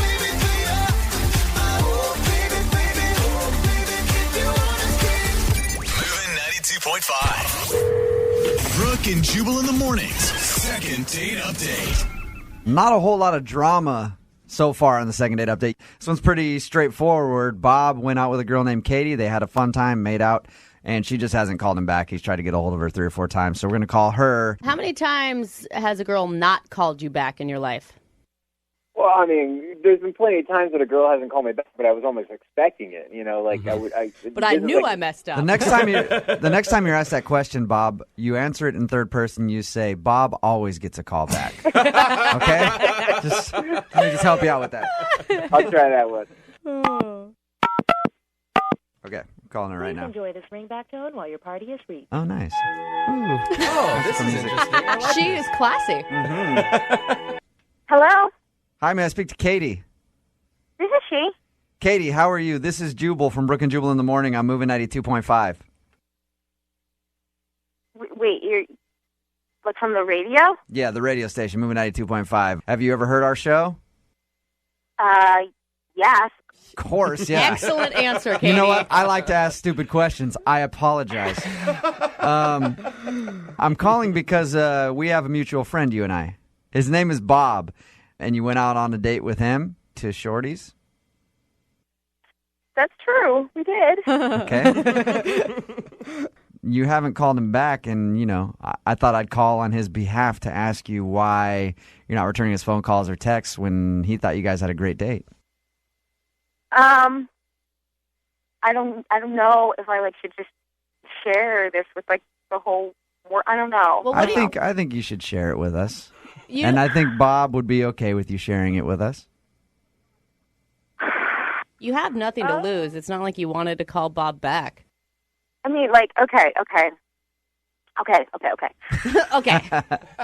So, like, the actual date part of the date was really fun. Like, that's why I agreed to, go back to his place. Right. But, he told me at dinner that, like, one of his hobbies was that he was into, like, the shooting range, which is, like, not my thing. Like, it's not something I do. But we got back to his place, and he, like, wanted to, like, show me his guns. And I was like, well... He meant literally, right? I mean, yes, like, his actual, like the weapons, I mean, but it wasn't that he had one. He had, like, 6. Okay, so he's stockpiling in his place. He's like getting He's a ready for militia. he's getting ready for the end of days. Is that what you're saying? Right. I mean, like, it was a little creepy. Like, why do you need 6 guns? Who needs 6 guns? Katie, did he have any dead animals on the wall or? No, he didn't have any dead animals. But we go into the other room, and there's, like, this Japanese or Chinese swords and weapons, and, like, he even had those ninja stars, those things that they, like, throw at, did you see Kill Bill, the movie? Like, they throw those ninja stars on the wall. And I'm like, what kind of person, has so much interest in violence? I don't know. It was just a Hey, little... Katie, hang on. Bob's on the phone with us, actually. Bob, Yeah. should we be scared of you? Wait, he's on the phone? He's on the phone? Yeah, he's right here. Bob, say hi to Katie. Hi, Katie. Hi. So apparently you scared Katie with, I don't know if you're getting ready for a zombie apocalypse or what. I mean, my dad was a big hunter when I was growing up. We always went hunting and did, like, a lot of target shooting and stuff like that. Bob, your dad doesn't hunt with ninja stars. Yeah. You guys... I grew up with Bruce Lee. I love Bruce Lee movies. It was just something that I did. I did martial arts when I was a kid. I did Taekwondo and karate, and I did judo. I picture you still dancing around your apartment right now in like a black tights, like cutting up watermelons. Like, you seemed really cool, and we had such a good conversation. It's just that, when we got back there and there were just all these weapons on the wall, and you were like, hey, you want to see me again? I mean, like, I can't say no. What if you come after me with one of those swords? He's actually holding a samurai sword. You want to go out again? It'd be in your best interest to say yes. I mean, it was just a little surreal, that's all. How about this, Katie and Bob? We'll pay for you guys to go out on a second date if you'd like to. And you can go explain to her in person, Bob, that you're not some lunatic. Just don't take her to a shooting range. Yeah, we'll pay for you guys to go out on a second date. Do you guys want to go out again? I mean, I had a really good time on the date, and I guess I can understand, like, Katie, you kind of freaking out about the guns, and maybe I was a little, like, overly enthusiastic about them. Just kind of like I'm walking around with ninja stars in my pocket. Like, I have it on display. It's in my house. If there's something cool, so if it's not like a huge deal to you, like, I'd love to go out on another date. As, like, weird as it is, I'm actually totally flattered that you, like, set up this whole radio thing. Nice. You guys will go out again on a second date. We'll pay for it. Yeah, definitely. All Bob right. has guns and a heart. Bob, Yes. whatever you do, don't bring your own cutlery to the restaurant, all right? Brooke and Jubal in the morning. Not many people know this, but people who work in the service industry are incredibly frisky. Oh, That's really? right. And right now, we got a frisky waiter on the phone. His name is Greg. Sorry, I was sneezing. He also has allergies. Whoa. Man, you bring Start over. sexy to the table. You bring sexy to the table, sir. Yes, I do. Yes, I do. Yeah. Anyway, my whole intro is ruined now because of my allergies and my sneezing fit. So let's just talk to him. His name is Greg. What's up, Greg? Hey guys, how you guys doing today? Well, my allergies are flaring up, and I had this whole intro planned where I was going to call you a frisky waiter and her a lustful waitress and tell a story of how you guys met real quick. But unfortunately, my sneezing got the best of me, so you're going to have to do that, Greg. Well, I like it because I think I might have some allergies. Women are allergic to me, so maybe you guys can help me out. Oh, Greg, look at you, king of the Segway for us. I'm trying. Wow. save the intro so you guys can save me. Yeah. All right. We can stop now, Greg. It's enough. So, Greg, you're a waiter. Yes, I am a waiter. I'm probably one of the best waiters around, I'd like to think. But yes, I am in the service industry. Okay. Are you frisky, or was I right? Are you frisky? I'd like to think that I'm frisky, but I don't know. I try. I definitely try to be frisky. And is this lovely waitress that you went out with, is this a coworker? Well, no, not really. I was just at the restaurant she works at. Okay. All right. As a customer? Yeah. I was out with some friends, and we were just having some dinner and some drinks, and she ended up being our waitress. All Weird. right. Waiters and waitresses eat at other restaurants? I know. Yeah, mind-blowing. Yes, we do occasionally. It'd be like radio people listening to other radio stations. Oh, that Weird. doesn't happen. So, were you struck by her immediately when she came up to your table? Before she came up to my table, I saw her and almost had my fingers crossed that she would be our waitress. She was, really looking good that night. Okay. And did you just flat out ask her out on the spot, or? I did not. Actually, I'd had it happen a couple of times to myself.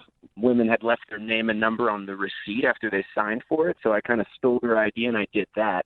I left Greg and then left my phone number at the bottom of the receipt when I paid the bill. Oh, nice. And that actually worked? It did. She actually texted me like 2 days later it was. I got a text and I didn't even know who it was because I, silly enough, forgot her name. And then I was like, who is this? And then she's like, it's Cynthia. And then I was like, oh, yeah. Dude, that's amazing. I've tried that so many times, and I know you're going to be surprised by this. Never once have they called me. I think it was a smiley face I left. I took it up a notch. I took a name, number, and a smiley face. And probably a big tip to go with it, because no girl is going to call you back if you don't tip well. Yeah, I went easy 30% that night. Okay. All right. So what'd you guys do when you went out? So we both know of this really high-end restaurant we've been wanting to go to. One of my buddies works there. It's usually like really hard to get a reservation. So he was able to, get us in for a table for two. So I thought that was, going to really impress her. And Sweet. Was she impressed? she went. So I want to say she was impressed. She ended up going, obviously. So I took that as impressed. And how was the actual date while you were there? I mean, it was cool.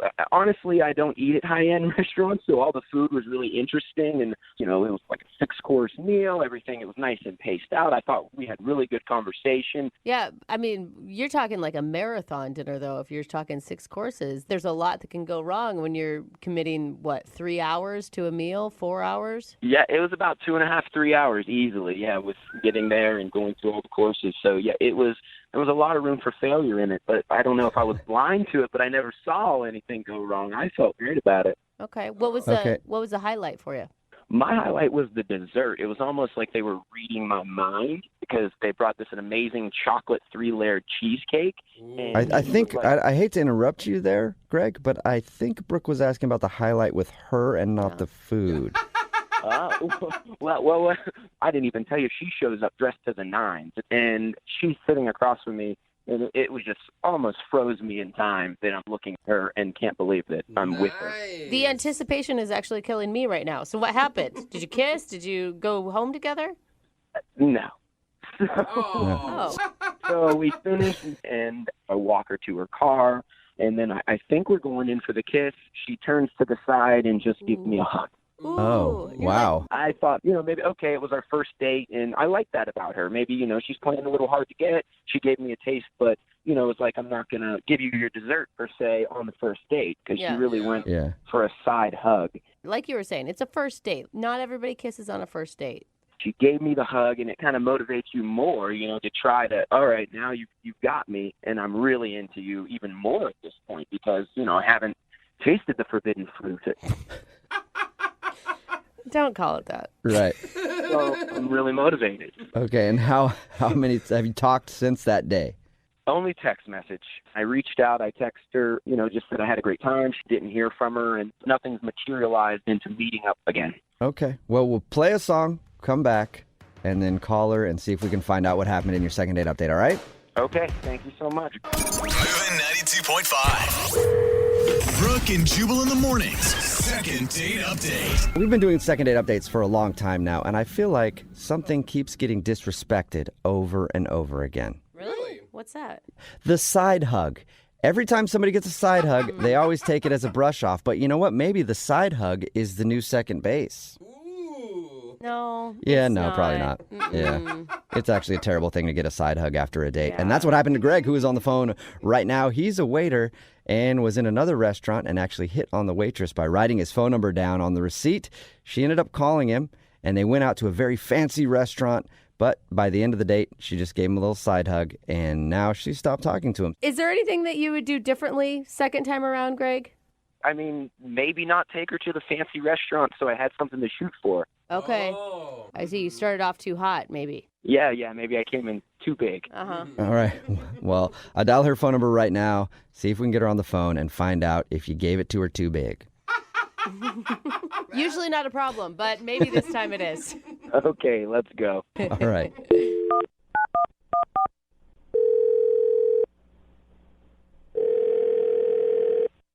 Hello? Hi, may I speak to Cynthia? This is she? Hey, Cynthia, how are you? This is Jubal from Brooke and Jubal in the Morning. I'm sorry, what?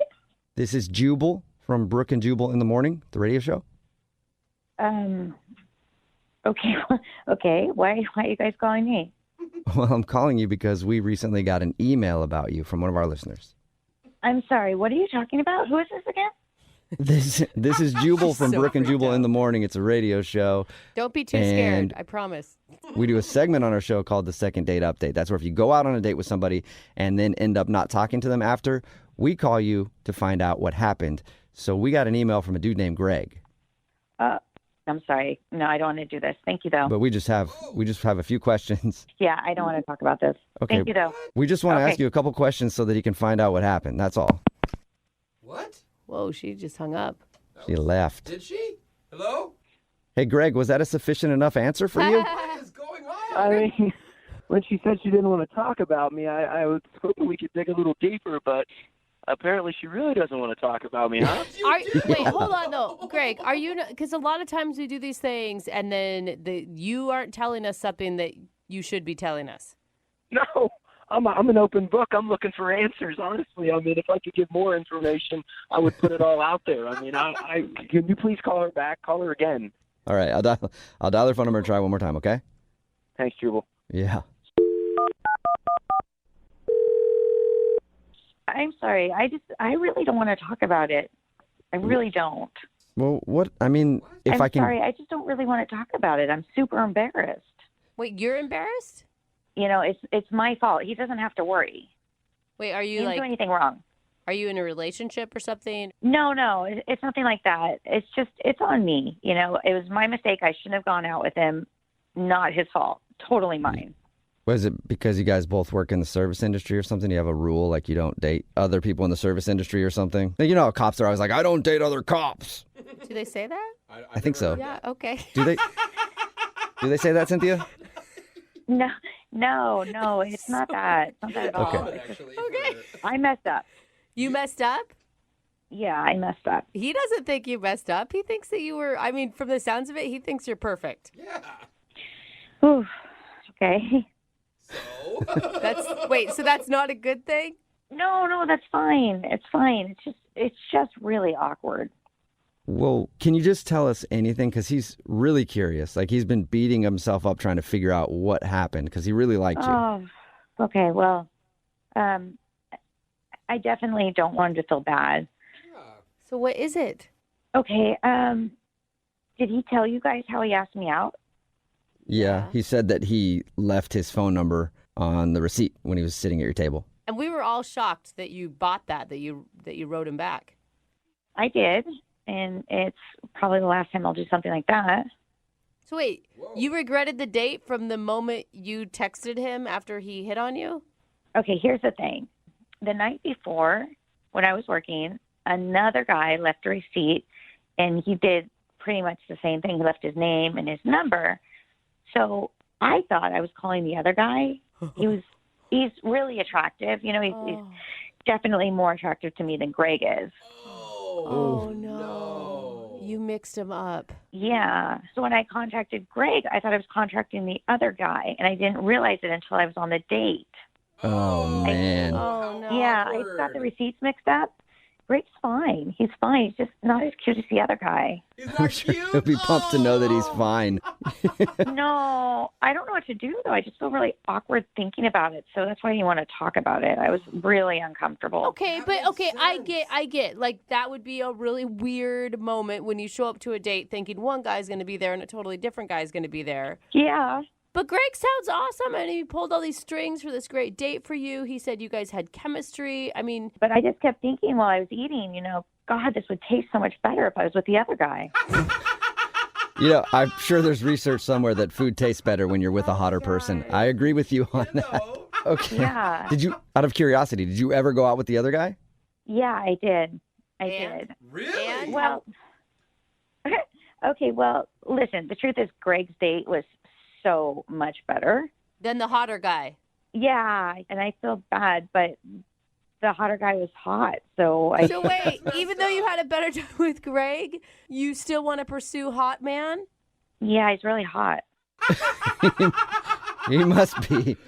All right. I hope you're not looking for a relationship. That is so shallow. Yeah, no, I'm not trying to be in something really serious, right now. I just want to date hot guys. Well, Cynthia, I've been there. I do need to let you know that Greg is actually on the other line listening right now and wants to talk to you. What? Hey, Cynthia, it's not that attractive Greg, apparently. Oh, sorry, dude. What? Sucks. Yeah, I'm a little lost for words right now because, I thought you were somebody else. Wait a minute, Greg. You heard everything? You were listening? I heard, yeah, unfortunately, but yes, I heard everything. You heard everything that I was saying to them from the not start? attractive, hotter guy. Food would have been better without me. But, gosh. He's really listening. Yeah, so. I am so sorry. I had no idea. I wouldn't have been like that sort of honest, I guess, if I had known you were listening. You're a really nice guy. I'm really sorry. Why didn't you just say something when you first saw me and you realized you made a mistake? We could have went our separate ways. I didn't know what to do. I was sort of horrified, and the mistake was on me, and I didn't want to be rude, and the restaurant was nice. I'd never been there before. I'd always wanted to go. Cynthia! You didn't want to be rude, and then you go through the whole dinner and let me pick up the tab, and you didn't want to be rude. I mean, you asked me out. It was a date. I didn't know what to do. Well, a date with the wrong guy. I know, but you didn't know that. Yeah, but you didn't know. Cynthia! Brutally honest.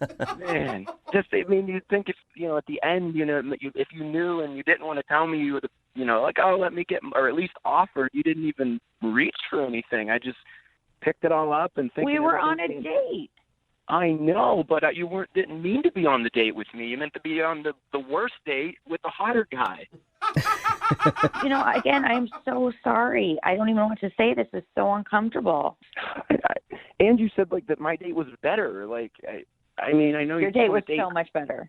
Oh my God! So you confirm it, Rub it in. Cynthia. That makes no sense. You could be you can grow to be more attracted to people. Not with me. I kind of I see it and I know it type of a thing. What is it? Could I get a haircut? Was it my clothes? What? No, Greg, you're great. There's nothing wrong with you. You're great. Nothing wrong with you. Have you ever been there, where you're with someone, but the entire time you're thinking about someone else? I'm sorry, that's just how it was. It was just, that's how it was that whole night for me. I have been there for the past 3 days thinking about you, and now I get this earthquake hitting me. Oh. Sorry, dude. There's no way you could open up your eyes, up your heart, maybe give him another chance? Well, you know what? I would be totally willing to go out with Greg again, on a fun friend date. Friend date? That would be fun. Well, then how about it? Cynthia, would you like to go out with Greg again on a fun friend date? We will pay for it. I'd totally go out with Greg on a fun friend date. Yes, Greg's super nice. Greg, what do you think about the fun friend date? I don't want to go on a pity date with you, Cynthia. Why don't you guys just give it to Cynthia and her new hot guy? They can use it, so it's not just not getting used. I mean, at least she'll enjoy herself. Oh, my God, that's a great idea. Oh, my God. There you go, Cynthia. And since it sounds like your current hot dude is a horrible dater, we'll give you at least a decent gift card somewhere. Oh, my God, thank you, Greg. Oh, what about, do I get anything? I mean, this is a big slap in my face. No, it's not a slap in your face. You know, it's like you said, why waste it, you know? But we can use it for other things. We don't have to pay for your date with the hot guy. But he's really hot. All right, Cynthia, then you know what? Sold. All right, we'll send you out on a date with the hot dude. Oh my God, that's so awesome. Thank you, Yeah. guys. Even Jubal can't refuse a hot man. No, I can't. Brooke and Jubal in the morning. Got a text in at 78592 that just says, the worst part is, I know Greg. Whoa! It's Brooke and Jubal in the morning. Talking about today's second date update. This dude named Greg wanted to call Cynthia. They're both waiters. He was actually at the restaurant she works at. Hit her up and they went out on a date. When we got her on the phone, we found out that she actually thought she was going out with another guy because another dude had slid his number to her too. And she thought she was texting that dude and not Greg. So she showed up and had a less hotter version to go on a date with. But she did end up going on a date with the hot guy and said, even though he's not as cool as Greg, he's a lot hotter, so she'd rather date that guy instead. I feel so bad for Greg. I mean, I know people are texting in right now that they want to go out with him, but still, that's even a pity date. Well, listen, You know? this is how guys are, though. She just has a male mentality. Like, we're like, oh, she's annoying. She won't do this and that, It's but like- she's hot, so I'll take her. It's everyone's mentality. Every once in a while, you need hot and dumb, okay? It's true. But unfortunately for Greg, he had to find out that he's average and pretty fun to be around. Hey, that And he is a lost good out sell. to hot and dumb. We all have. Right, Everybody I texting in have. at 78592 right now is on Greg's side and said that she's terrible. At least she was honest about it, though. But the end, when we asked if they'd go on a date, she said that they could go on a friend date, a fun friend date together, and he wasn't interested in that. Come on. No, poor Greg. Yeah, he got screwed over twice. Yeah, and not in a good way. No, definitely not. Remember, if you want to do a second date update, all you have to do is email the show, and we will call the person who didn't. It's time for your second date update. It's Brooke and Jubal in the morning, and today's second date update sounds like it should be on a police blotter somewhere. Really? Crime was committed, blood was spilled, and the cops were almost called. Wow. But through it all, a seed of romance was planted. Could it be the start of an incredible love story? Or the start of an incredible murder investigation? I guess you'll find out in your second date update right now. Moving 92.5. Brooke and Jubal's second date update. There are two letters that are guaranteed to make every date more exciting. I'm not talking about S&M. Those letters work as well, but I'm talking about a little B&E, a little breaking and entering. Oh, what? That's right. That is the way to spice up any date. And that's what happened to Maria on her first date, and that's why she thinks she might not be getting a call back today because she broke into a house on her first date. What's up, Maria? Hello. How are you? Are you a criminal right now? No, it's not what you think. It was my own house. Oh, that's what criminals always say. Yep, you just stopped at a house. You're like, oh, promise, that's my style. I got to get my TV out of there real quick. But your email said that you think you might not be getting a call back because you had to break into your own house? Yeah, I mean, it was a whole thing. Do you want to know what happened? Yeah, first off, tell me about the guy. How'd you meet him? Well, I met him on Bumble. Oh, yeah. I've heard good things about Bumble. I have a couple of girlfriends using it. Yeah, it's nice because the girls have to start the conversation first. Mm-hmm. Oh. And you only have 24 hours to do it, so it's kind of like all or nothing, you know? It's like Tinder, but you don't have a bunch of pervy dudes hitting you up nonstop, right?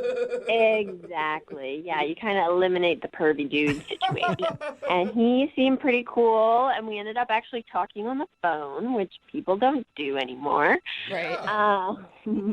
And he seemed really smart, and he had a really cute laugh. And so he asked me if I'd like to go out to dinner, and I And you said, were like, hell no, let's break into a house. That sounds way more fun. yeah, I actually offered that, but he was like, nah, I'd rather not. Yeah. So you guys agreed to go out to dinner. How'd that go? Well, he came to my house to pick me up, Mm-hmm. and I got out to the car, and I realized that I didn't have my keys.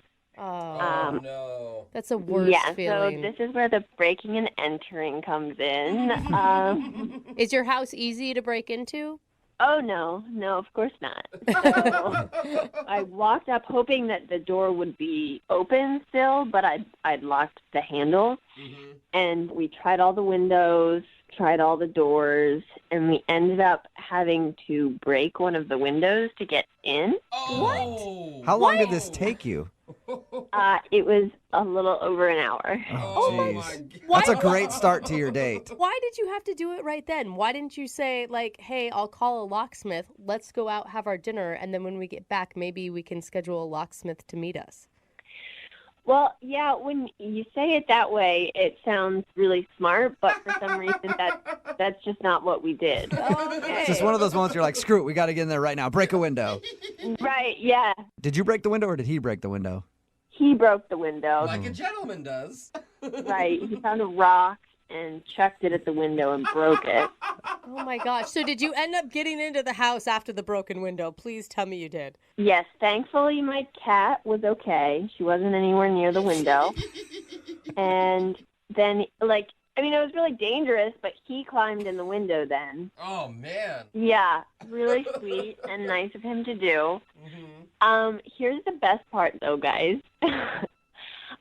He got in, and he unlocked the door, and I got in, and then I spent 15 minutes searching the house, only to realize that my keys were in my purse the whole time. Are you serious? That sucks. You didn't dump your purse out before you spent over an hour trying to break into your own house?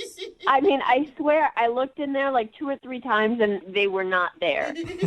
What was his reaction to that?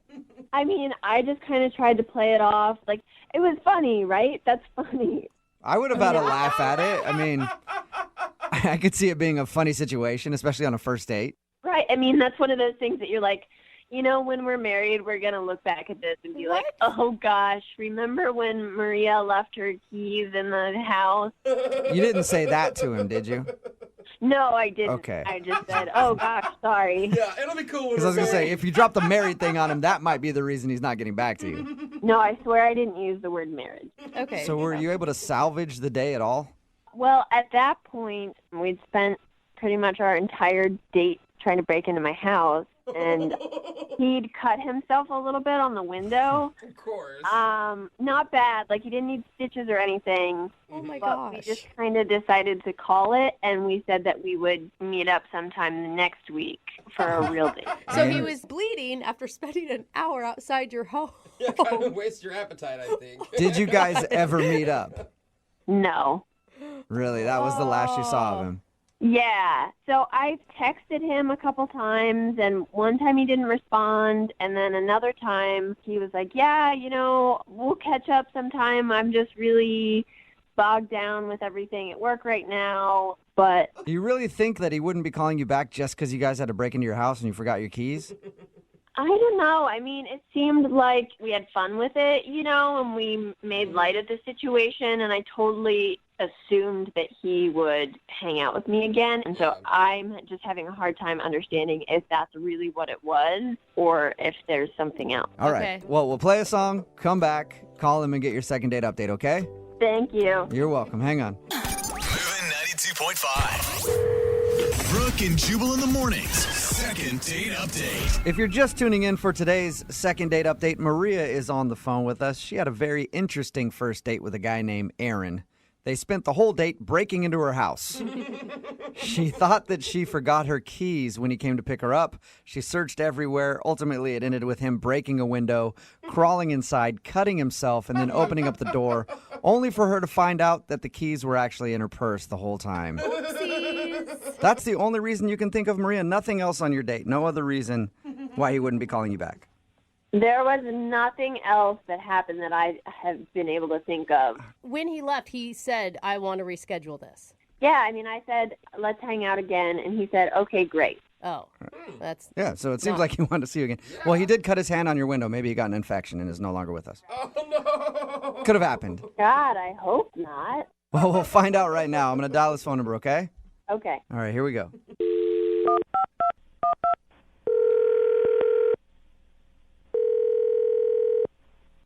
Hello. Hi, I'm looking for Aaron. Yeah, that's me. Who's this? Hey, what's up, Aaron? How are you? This is Jubal from Brooke and Jubal in the Morning. From who? Jubal from Brooke and Jubal in the Morning. It's a radio show. Oh, okay, yeah. So you've heard of the show? Yeah, I've heard of it. Okay. Have you ever heard of the segment we do called the Second Date Update? No, sorry. Oh, that's okay. You're going to get very familiar with it because you're a part of a Second Date Update now. What? It's a segment we do on our show where if you go out on a date with somebody and then end up not calling them back afterwards, they email us to see if we can get you on the phone and ask what went wrong. So a girl named Maria emailed us about you. Oh, okay. Oh, that's the excited voice, right? Yeah. She told us a little bit about your date. Didn't sound like much of a date, just breaking into her house basically when you came to pick her up. Oh my God. Yeah, that did happen. But she also said that you're not calling her back, and at the end of that experience, you guys had sort of made plans to go out again. Yeah. Yeah, it just doesn't seem like it's really a great fit. You know, like it seems like I don't know. I don't want to be mean, but it just seems like it would be kind of hard to actually date her. Oh, why is that? I don't know. It feels like we're on different levels. If that makes any sense. Is it because you had to break into her house because she forgot her keys that were actually in her purse? No, it's not that at all. That was actually pretty great. I don't get to break a lot of windows. That was really fun. Oh, so you did think that part, well, the only part really of your whole date, you had a good time with her. Yeah. If every girl wanted me to break into her house, I would totally be fine with that. That's a fun adventure. Yeah. Okay. Seems like an exciting time. I thought the blood would definitely be like, well, I cut myself and I'm leaving. Oh, it was super minor, and she had bandage. It was not a big deal. Okay. So then what's the reason that you're not calling her back? Why don't you feel like you're on the same level or whatever you said? Well, so while we were around, like, one of the sides of her house trying to find a window to get into, we were talking. We were trying to have, like, salvage a date out of this.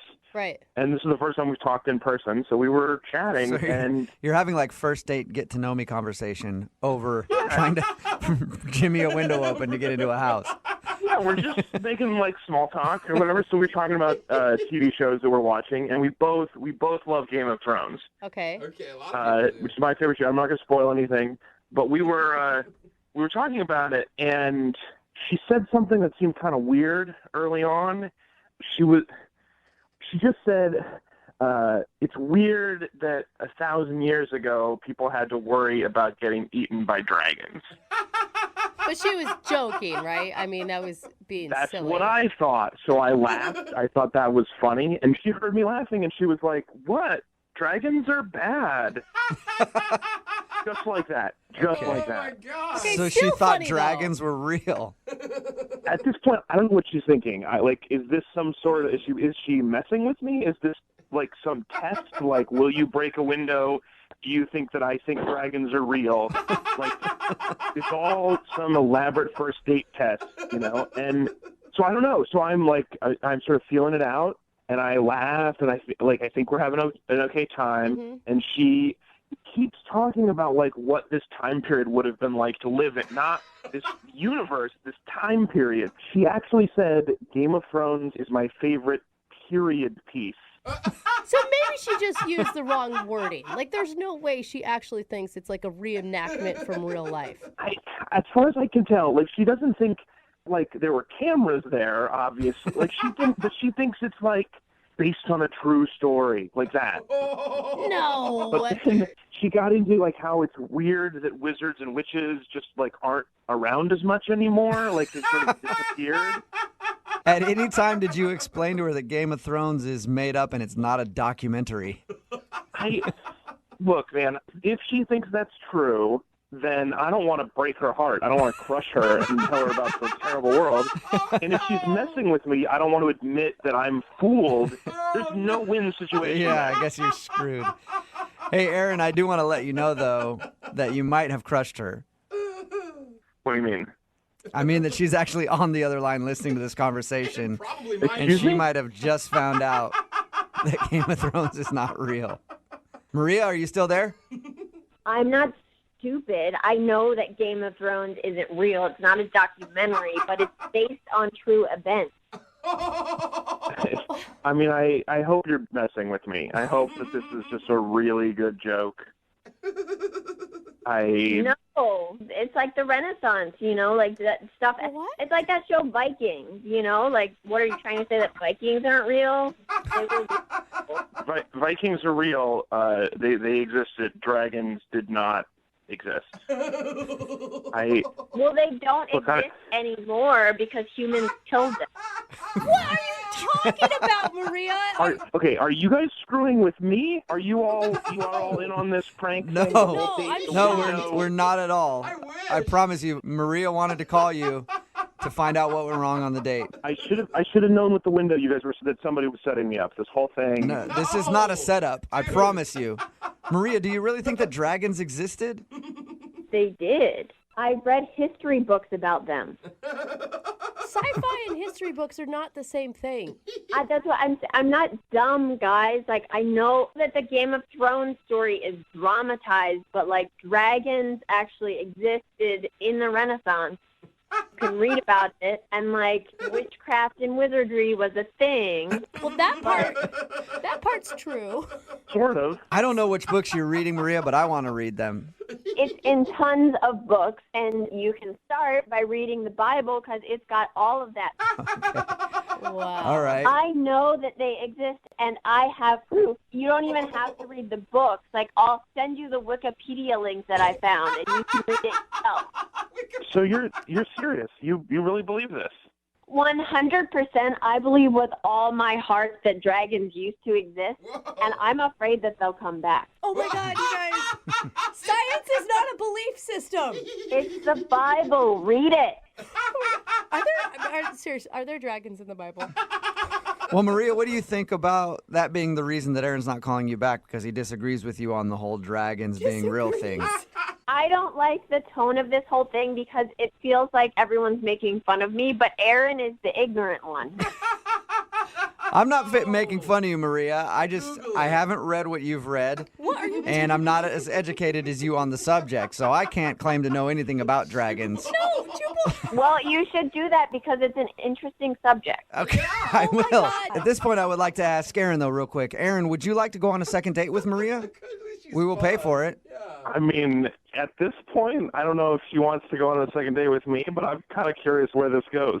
Are you being serious? Hear that, Maria? You want to go out with her again? She's fun. Dude. You know what? Like, I'm up for it. Like, you only get one chance in life to have this kind of fun, right? Oh, my God. Maria, would you like to go out with Aaron again? Yeah. You guys can hash out the whole Game of Thrones thing in person. If Aaron is open to hearing me out and reading my books, then yes, I would consider going out with him again. Yes. Aaron, can you promise my to go gosh. into this next date with Maria with an open mind about dragons? Absolutely. Oh, wonderful. Congratulations, Maria. You got your second date. We did it. I love you guys. Thank you so much. No, Maria, thank you. Thank you for today's phone call. That was awesome. Brooke and Jubal in the morning. A lot of people are texting in at 78592 saying that dragons do exist and we're all wrong. Oh, God. What is going on? My mind is starting to hurt. I don't know if I should be more scared that dragons might actually exist because they're scary, or I should be scared that people actually believe dragons exist. We're talking about today's second date update. If you missed it, Maria wanted to call Aaron. They spent their entire first date breaking into Maria's house because she thought that she forgot her keys. Aaron ended up getting his hand all cut up by smashing a window, only to find out that Maria's keys were in her purse the whole time. And when we got him on the phone, he said that while they were trying to get into her house, they were talking about Game of Thrones, and she legit believes that Game of Thrones is real and dragons were real. Mm-hmm. She said she even has proof of this, and that we're all closed-minded and ignorant for not believing that dragons actually used to fly around the world and burn people with their fire breath. Yeah. Wow. It's pretty crazy. Yeah, I it is. mean, Also, you guys know Stranger Things is real, hey, too. you know what? Oh, I yeah. got a couple potions that I could sell her that will protect her from those fire-breathing dragons. She will buy if them. she needs them, she should call me. Surprisingly, Aaron actually wanted to go out with her again, though, despite her crazy history lessons. Well, maybe he can actually educate her. Like, I think that this could be a good thing. Or for he knows everyone. that she's super crazy, and crazy people are always good in bed. So that's what he's excited about. Remember, if you want to do a second date update, all you have to do is email the show, and we will call the person who didn't call you back. Brooke and Jubal's second date update. We've heard of a lot of interesting date ideas in these second date updates. Yeah, people are creative. But I feel like the woman from today's second date update, she got her inspiration from watching MTV in the early 2000s.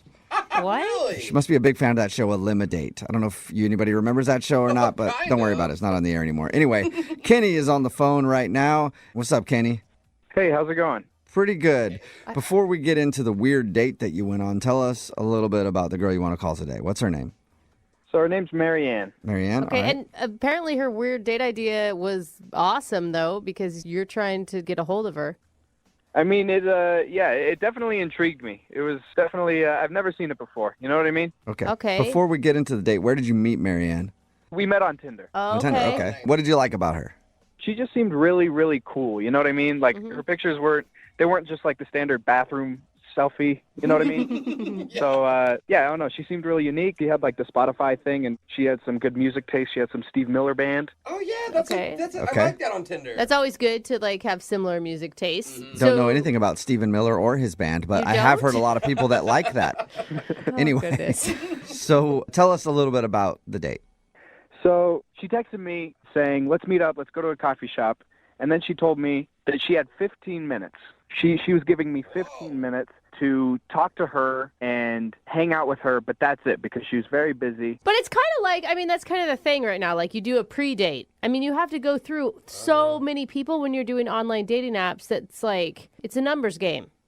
Right, but the interesting part was she told me she was taking 2 hours out of her day to meet with lots of different men in like 15-minute intervals. Okay. Speed date. Shut up. So she's just sitting at that Starbucks interviewing dates, basically. Yeah, that really was it. So wait, hold up. So, I mean, you're cool with that, obviously. I mean, at first I was kind of like shocked. I didn't think she was being serious, but it really intrigued me. Personally, I've never experienced something like that. It was like a dating competition. And you don't have time to be shocked. You got 15 minutes. Bro. Yeah, you got to get through it. What did it feel like when you walked into the Starbucks and you knew probably most of the men that were in there were in line to go on a date with the same person you were going on a date with? It was definitely pretty nerve-wracking, but beforehand, I tried to go in with, a little advantage. You know what I mean? So I decided to try and prepare some topics and questions to try and ask her. So you are a competitive man. You're up for the challenge. Well, why not, And how did it go? So it went well. I gave her 2 questions that I thought were the most interesting. They Okay. weren't the standard, where are you from? What were they? Yeah. So the first one was, how long would you give someone after a light goes green before honking at them? Oh. Ooh. Says Okay. a lot about a person's patience. Yeah. And the other one was, if you could kiss any animated character, who would it be? Oh my God, what were her answers? Yeah. So the first answer for the stoplight one, her answer was 15 seconds. So give somebody 15 seconds before honking. That's a solid. That's a good amount of time. I'd Yeah. probably give 30. 30? Yeah. Whoa, Dude, that's the a lights long back time. on red Yeah. again, dude. I'd give it 10, maybe tops. Okay, what was the next answer? Good question. So I thought this was hilarious, actually. She said He-Man. She'd make out with He-Man. Oh. I didn't even think of He-Man. God, I immediately thought I was going to do it with Aladdin. Really? Oh, I yeah. thought Wreck-It Ralph, but that's just me. Wreck-It Ralph. Yeah, he's got nice lips, though. You know you could sleep with a female character. Oh, I thought it was a guy-only question. Well, then it'd be Cinderella. He just said cartoon character. All right, so did you like her question? Did you like her answers to those questions? Yeah. I mean, I didn't really know what I would get out of them. It wasn't like a rigged question, but I definitely thought it was really interesting. And, we actually, in our 15-minute session, we actually went overtime and lasted about like 19 minutes. Ooh. Oh, damn. Okay. Yeah. So, like, as I was sitting there, I could see other guys kind of like loitering, kind of like waiting their turn. It is like her own little dating competition TV show. They're like, come on. That's exactly right. She must be hot, right? She's really hot. Yeah. Yeah. She can get away with Exactly. For a bunch of dudes to line up for 15 minutes for a shot at going on a real date with her. I think a lot of women could pull this off. I mean, the confidence it takes to pull this off makes you attractive no matter what your physical attributes are. But did she have a timer set? Like, how did you wrap it up? She would just look at her phone periodically. There wasn't like an alarm, But We should have a trap door. As soon as 15 minutes is up, Pushes a button. fall through the floor. Next guy sits there.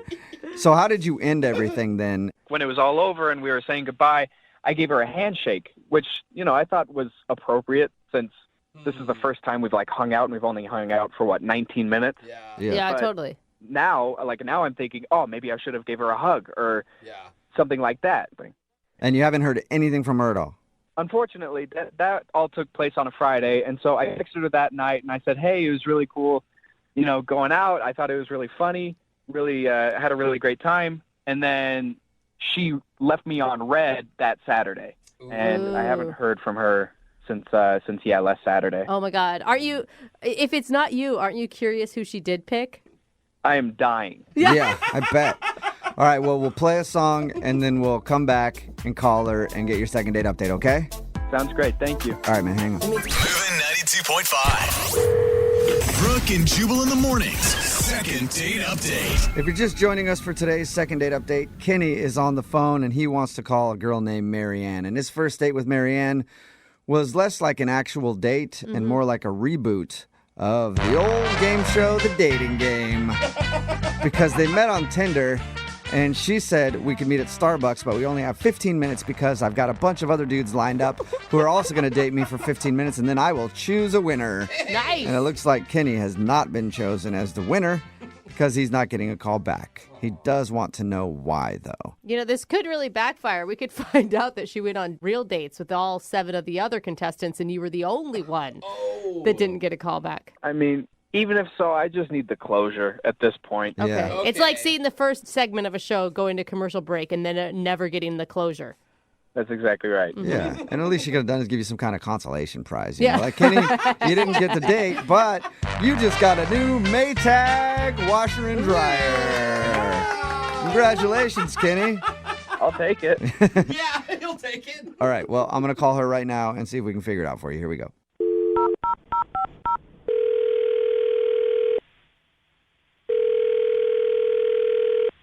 Hello. Hi, can I speak to Marianne, please? This is Marianne.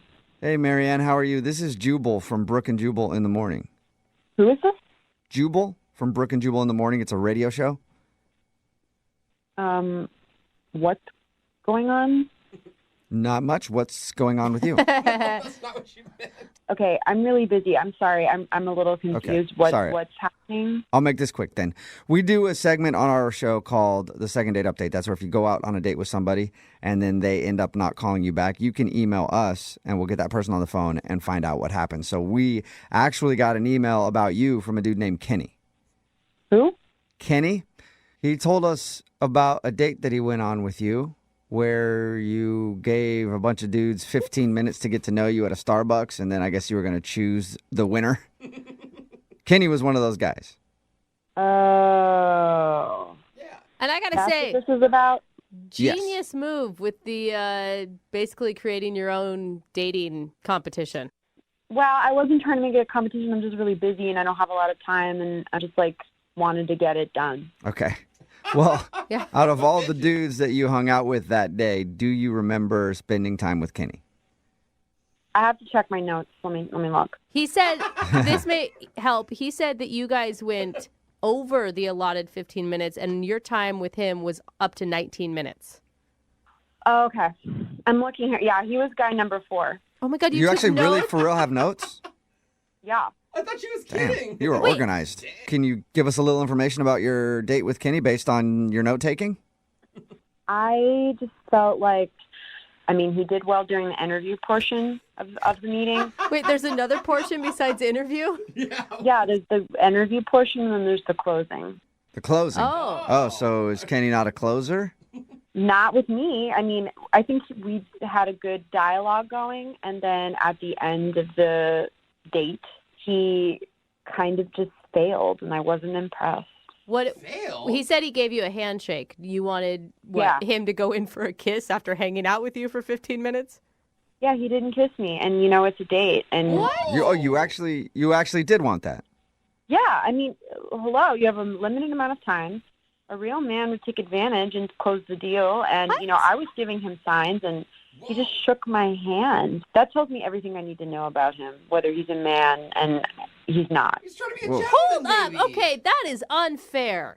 First of all, I know that you probably watch a lot of reality shows, but dating someone for 19 minutes, that's impossible for anyone to really show who they are in 19 minutes. Like I said, I thought the interview portion went well, and he showed who he was, and I was giving him signs and signals to close the deal, and he gave me a handshake. I bet he was just trying to respect your space. Did the other guys that you hung out with that day kiss you? Yeah. Wait, hold up. All of them? Not all of them, but some of them. So you're just inside a Starbucks for 2 hours making out with multiple men? I wasn't making out, and it wasn't multiple men. So basically, you don't feel like Kenny is dating material because he didn't try to kiss you after your very abbreviated date? Yes. Oh, Wow. man. Okay. Well, Do or die kind of thing. Marianne, I do want to let you know that Kenny is actually on the other line listening to this conversation and does want to talk to you. Well, I really don't want to talk to him. So, and I got a lot to do today. Marianne. Well, there's Kenny anyway. Yeah. Can we talk Hi. for a second, Marianne? I guess so. I mean, you got me on the radio show to begin with. Listen, I know it probably wasn't the best way to go about it, but neither was an interview, a 15-minute interview. You signed up for it. I didn't. I mean, yeah, I thought it was interesting, but I thought Don't in the criticize 15 minutes. me. You're the one who showed up. You decided to meet me. If you don't like my style, then don't hang out with me. You're right. But we spent 15 minutes together. It was our first time meeting. Like, you want me to kiss you after that? I mean, don't get me wrong. I'd love to. That'd be great. I think you're a very wonderful woman. But, I mean, I am shocked that, a couple guys, they actually had the nerve? That's insane to me. It's not that they had the nerve. They had the confidence. Okay. I gave you the signs. You didn't pass. You don't have what it takes to be in a relationship with me. You lose. Whoa. You lose. Marianne, if you're such a strong woman and you're such a confident woman yourself, if you liked him, why didn't you go in for the kiss? Why didn't you make the move? Thank you. Look, I want a strong man who takes charge, and you didn't do that, okay? I want a man who knows what he wants. I want a man who takes what he wants. I don't have time for anything other than that. I do know what I want. I was just trying to be courteous. Yeah. I didn't know that in the process that there were different sections. I didn't know that you had it divided up into interview and closing. And is there a written section? Do I need to bring a number 2 pencil? I texted you the rules. You knew how it was going to go. You agreed to it. You confirmed with me. You knew what was going on. That's why I prepared my interesting questions. And they were great. I told you, you passed the interview. It was the closing section. You did not. Well, I can close, and I would have loved to close with you. I don't know. Why don't you kiss me right now? Huh? Is that good? You want me to kiss? Here, give me a kiss. Give me a kiss right through the phone. How's that? 3, 2, 1. Is that good? Did that close? No, it's really weird, man. I mean, come on. It's not even funny. It's not even clever. Well, you said that you wanted a guy who takes charge. There's some charge for it. You want some more charge? Here, come on a second date with me. Let's go on a second date. Let's grab some coffee. Let's go grab some coffee and hang out for 20 minutes. Does that cut it? Is that good? We can make out. How does that sound? Is that great? Oh, my God. I don't know if he's angry or confident. Kenny, no. This is not working. Oh, no. I'm taking charge now, baby. Oh, yeah, I'm feeling it. I feel the charge in my bones. Oh, this is what you like, right? Not really. I mean, you're over the phone. Kind of. Oh, please. I know you can feel it. I know you can feel it in the sound. Oh, my God. Can I get off the phone now, please? Really? Please, I'm begging. No. You listen here, Marianne. You're sending me mixed signals. You know that? Because you're like, oh, no, I want a guy that takes charge. I want him to kiss me after 15 minutes. But you're also like, oh, no, I want a guy that plays by my rules, and I want to have complete dominion over him. What do you want, Marianne? What do you want from me? I want to get off the phone. Okay. Did you even go out with any of the other guys? I did. You did? Another date. Really? And how did that work out with your strong men? You know, I'm sitting here being criticized. It went very well, and I don't appreciate any of your tones. I'm very busy today, and I've already been on the phone for 20 minutes, it feels like. So can we wrap this up? Yeah, absolutely. Okay, well, and I was she's taking just charge. looking for an opening to do that. So thank you very much, Marianne, for helping me out with that process. Would you like to go on a second date with Kenny? We will pay for it. What do you think? I'm going to go with no. You still sound on the fence to me, Marianne. He was a no then, and he's a no now. Wow. Oh. You know what? This sucks, man. I try to be a gentleman on a date. I try to be nice and courteous. So yeah, I give you a handshake, and then you get mad when I don't kiss you. Come on, man. This is stupid. That's my style. Obviously, we don't connect. You don't get me. Let's wrap this up. Okay. She is direct. Well, Kenny, I'm sorry you didn't get a second date. It's all right. And the next time you meet any woman at a coffee shop, now you know you just kiss her right away, Good just to idea. be sure. Real good advice. Brooke and Jubal in the morning. A lot of people texting in at 78592 right now, not a fan of Marianne from today's second date update. If you missed it, this dude Kenny wanted to call Marianne. He told us he went on a weird date with her where she would only give him 15 minutes of time to impress her. She was upfront about it with him and said her schedule was very busy, so she was going to meet with 8 dudes in one day, and each of them got 15 minutes, kind of like her own speed dating. Eliminate. Yeah. I made the comparison to that old MTV show, Eliminate, and that's what she did. Kenny thought it went great. Didn't even mind having to do the 15-minute get-to-know-you session. Yeah. His actually even went 19 minutes, so he thought he was in for sure, but he wasn't getting a call back. So we got Marianne on the phone, and it turns out that she said Kenny couldn't close the deal and took off points from his score, and she actually grabbed notes, too. Yeah, she called him guy number 4. Yeah. Dude, I would hate to date a girl like her. She's like overly organized. Way too organized. I mean, even in your dating life, you're organized. She said that she took off points because he didn't try to kiss her at the end of their 15-minute hangout. It's still baffling to me, though, that she sounds so controlling that she's not the one that would want to initiate the kiss. Yeah. Right? She said she's looking for It's really hard for me to, like, That's a good point. a dude to just together. take control. Yeah. And she said a couple of the other guys kissed her at the end of 15 minutes, and she liked that and decided to go out with them instead. Can you imagine being a barista in the Starbucks she was at? Oh, that would man. be so amazing to watch this whole thing go down. Like, what is she a hooker? Like, what is happening? Why does she have all these men coming in? Well, probably when you first saw it, you'd think job interview. Because I've seen a lot of job interviews in Starbucks, and people keep coming in, they got 15 minutes, and then she starts making out with them. You're like, whoa. She's kissing all the candidates. Kinda I don't job get is what's that? happening. Remember, if you want to do a second date update, all you have to do is email the show, and we will call the person who didn't call you back. Brooke and Jubal's second date update. To date or not to date? That is the question.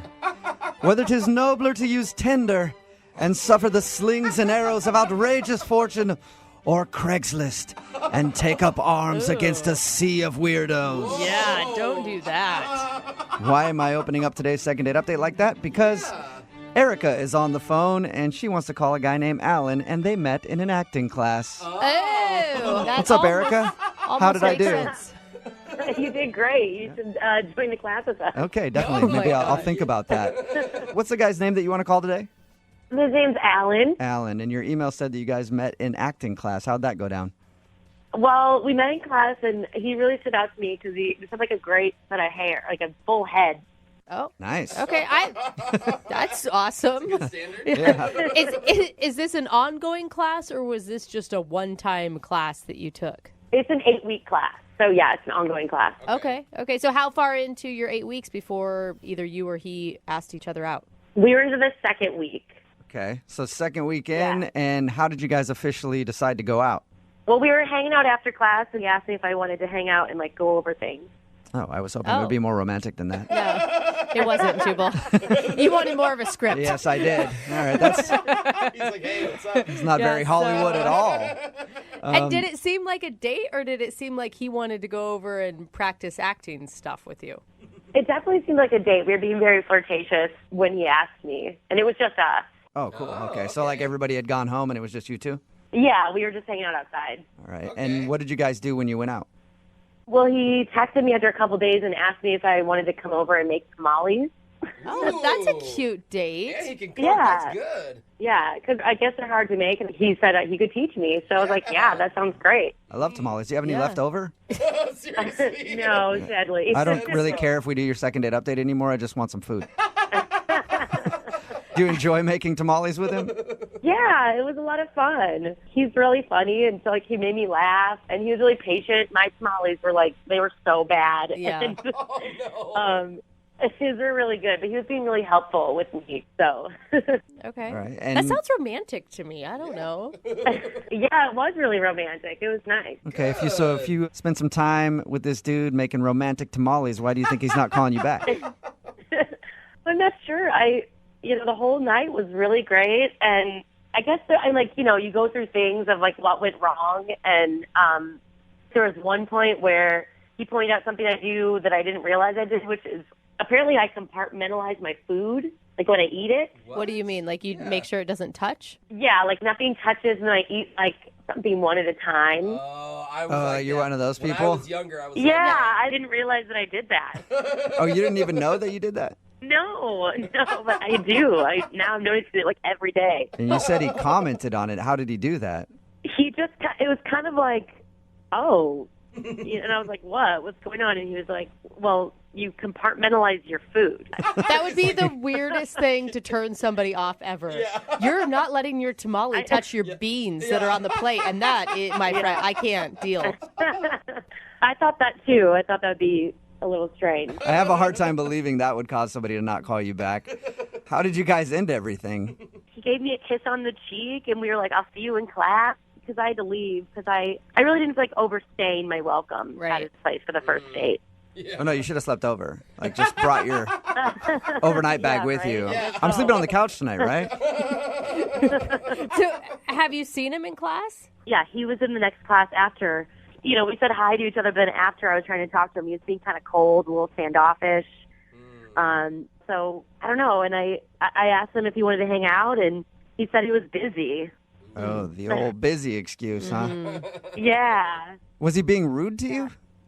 No, I wouldn't say rude. It just wasn't, as welcoming as he had been before. Right. Because if he liked you and he wanted to continue to see you, he'd do things like sit next to you in class or make eye contact. Yeah, now it's really awkward when I see him, and we only have a couple classes left, and I just it's just kind of strange. Weird. And I'm just wondering if I did something wrong, so I thought I'd call you guys to help me figure it out. Okay. I think it's a food thing. You separated your food like a weirdo, and it ruined your chances with this guy. We'll play a song. I eat like an 8-year-old. Yes. We'll play a song, come back, call him, and get your second date update, okay? Okay, great. All right, hold on. Moving 92.5. Brooke and Jubal in the mornings. Second date update. Hey, Erica? Yeah. I'm sorry, I don't think we're going to be able to do your second date update today. Why is that? Well, because I don't know what my motivation is. Oh. I have no direction. There's a blemish on my nose, and the lighting in this room is f***ing off. The lighting is f***ing terrible in here. I knew you would be that type of actor. I did. I can't do it. I just can't. I'm going to go outside for a smoke. I'll be back in 15 minutes, and then we'll try it again. Let's go to his trailer. You got it. All right. You figured it out. Erica wants to call a guy named Alan that she met in her acting class. They went out together. They made tamales. They had a fun time, fun conversation. She said he was funny. Yeah. Also added that he had a full head of hair, which she liked a lot. And ever since they went out, he's not calling her back. And also, they've seen each other in acting class, and he's been very cold to her, just saying that he's busy and he can't go out again. So she wants to see if she did something wrong. Are you ready to call him? Yeah, let's do it. Are you worried that this is going to make things more strange? Whatever. The class will end. Yeah, we only got a few more weeks, right? At this point, it's already weird. It can't get weirder. It'll be a good story. Okay. I'm going to call him right now. Here we go.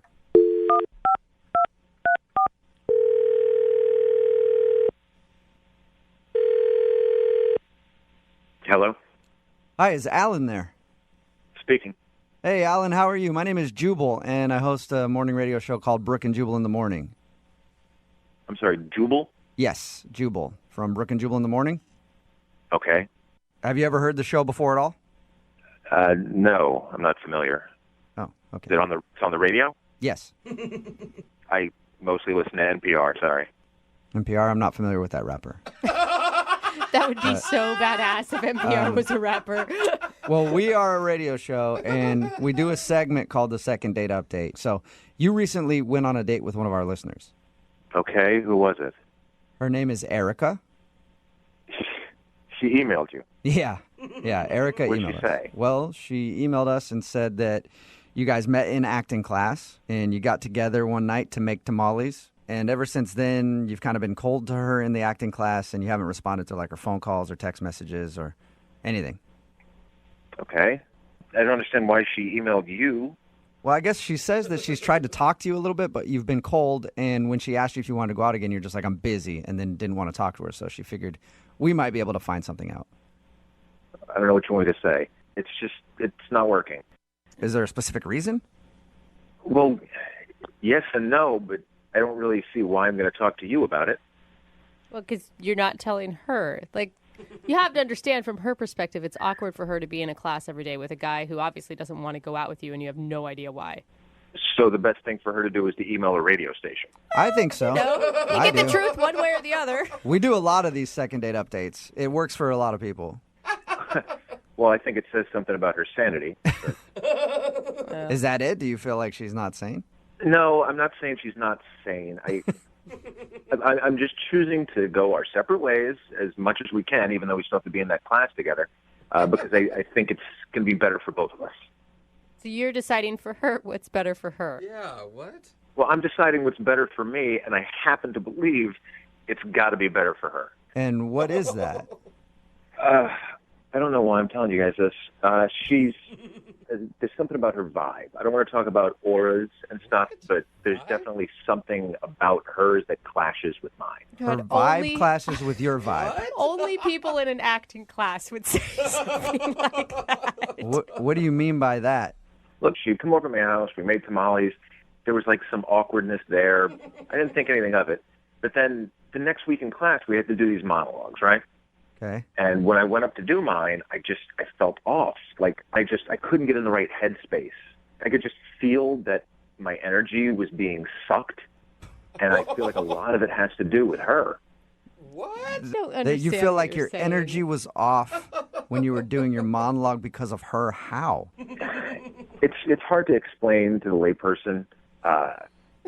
Meaning not an actor. I mean, I don't know what you guys do as like radio personalities. Yeah, no, radio is bottom of the barrel, not much of an art. We're as lay person as you get. Like, have you ever taken an acting class? No. I have. I mean, yeah. in high school, but I don't think that counts. I'm not talking about like lay on the floor and be an ice cream cone stuff. I mean, like really getting into like what's inside of you. No, I've never really gotten in touch with what's inside of me. Thank God. That's a whole separate problem. Yeah. Was it something that she did? It wasn't anything she did. It was just her energy, you know? It's like when I got up to do my monologue, it sucked, and I'm f***ing good, all right? But this girl, something about her, I know it's her. I know it was her. It put me in the wrong space. So you're blaming her for you not doing a good job on your monologue. Look, if you don't understand it, it's just because you're not in touch. You know, you said you haven't been inside yourself. Well, maybe you should take a big swim in Lake U, because in order to get creative energy, you need to be free to do that. Don't you think it's a little unfair to say someone's being ruined your abilities? I mean, it could have been like, what if did you have a stressful week, or you had a fight with your mom? I don't know. If I had a stressful week, I have the tools that I can channel that stress into a brilliant performance. Oh. Okay. But she took those tools away from me. I don't know how to tell you that she did, but she did. That tool thief. Oh my God. She's a tool thief. Weird. And that's the reason that you're not calling her back. You feel like you can't be creative with her in your life. Yeah, like I need a muse, and she is not a muse. She's a succubus. And she pulls the energy out of me. Every creative juice that I have was sucked out of me by just her presence. Oh my God. That is intense, Jeez. sir. Sorry about that. She didn't feel the same way at all, I don't think. Well, look, her monologue was not great either, and either she's just a bad actress or I'm affecting her too. Okay, so you think that just the two of you together, you can't be successful actors because your energy doesn't fit. Right. Like, I can't practice my craft to the best of my ability if I have a succubus on me. I can't believe you. Some people like succubuses, some people don't. I mean, I can't change how you feel. It kind of doesn't make sense to me because I'm not you, but I do know that she's on the other line listening right now and would love to talk to you. What? Are you seriously? Yeah, Erica? Hi. So she heard everything I just said? Yes, she did. Yeah, I did. And do you not Are agree you with serious? it? Yes, I'm I was serious. thinking like you were dating somebody else. Like now you think I'm like some voodoo witch or something. So you think that your monologue was good? I wouldn't say it was the best I ever had, but I can recognize that and not blame it on somebody else. Well, maybe you're not in touch with yourself enough to know what's affecting you. Maybe you're a little too pretentious for the class. I'm pretentious. Yeah, do you hear yourself speaking right now? Okay, Erica, explain this to me. All right, look at it all as a whole. The week before in class, my monologue was beautiful. Like the teacher said, it was the best work she'd seen. The next week, after having spent just a little bit of time with you, I'm mixing up Macbeth and Hamlet, and it's all coming out apples and oranges. What other excuse could there be? I don't know. Maybe you didn't get enough sleep. Honestly, Alan, I don't get it because you weren't bad. I wasn't bad. You have completely skewed ideas of what's bad. Bad for me is probably your best day. I don't know why you're being like this. Did we not have a good time? Did we not have fun when we were hanging out? That's not the point, Erica. Clearly, from a creative perspective and from a professional perspective, we're not good for each other. Our energies clash. So even if you had fun and liked each other, it's not worth it because it's going to screw up your careers. It could have been the best date in the world, but it's not worth it to me to continue dating someone that's going to pull my creativity out of my stomach.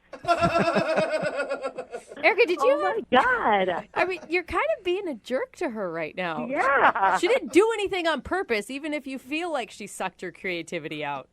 Look, I'm sorry if I said hurtful things, but I think it's best that we don't pursue anything because it's clearly affecting both of us. I mean, people have bad weeks, but it's an acting class. You get through it, you take notes, and you go to the next class and try to do better. Maybe you don't understand this. Some of us, like myself, are trained and know how to focus stressful days or bad energies and still be fantastic. You, however, changed all of that for me. One date with you, and I had nothing left. Wow. Sweetie, I'm really sorry, but you really aren't that good. The teacher gives you the most notes for a reason. No, the teacher gave me notes because the teacher thinks that there's something there that can be improved upon. You didn't get a lot of notes because, you know what? Well, she's never going to get any better. Who knew it could be so catty in acting class? It's an act off. I know what the answer is going to be here, but I would like to ask the question regardless. Alan, would you like to go on a second date with Erica? We will pay for it. Obviously not. And Erica, I'm assuming that you don't want to see Alan again? Yeah, hell no. Oh my gosh. So you're going to drop out of the class? No, I'll be there. You'll see me. Oh, man. This is going to be good. I hope that both of you can channel that awkwardness into great monologues for future classes. I'll be able to channel all of this energy, including this sour energy that you just put in me, and I'll be able to do great work, and I'm going to book a lot of gigs.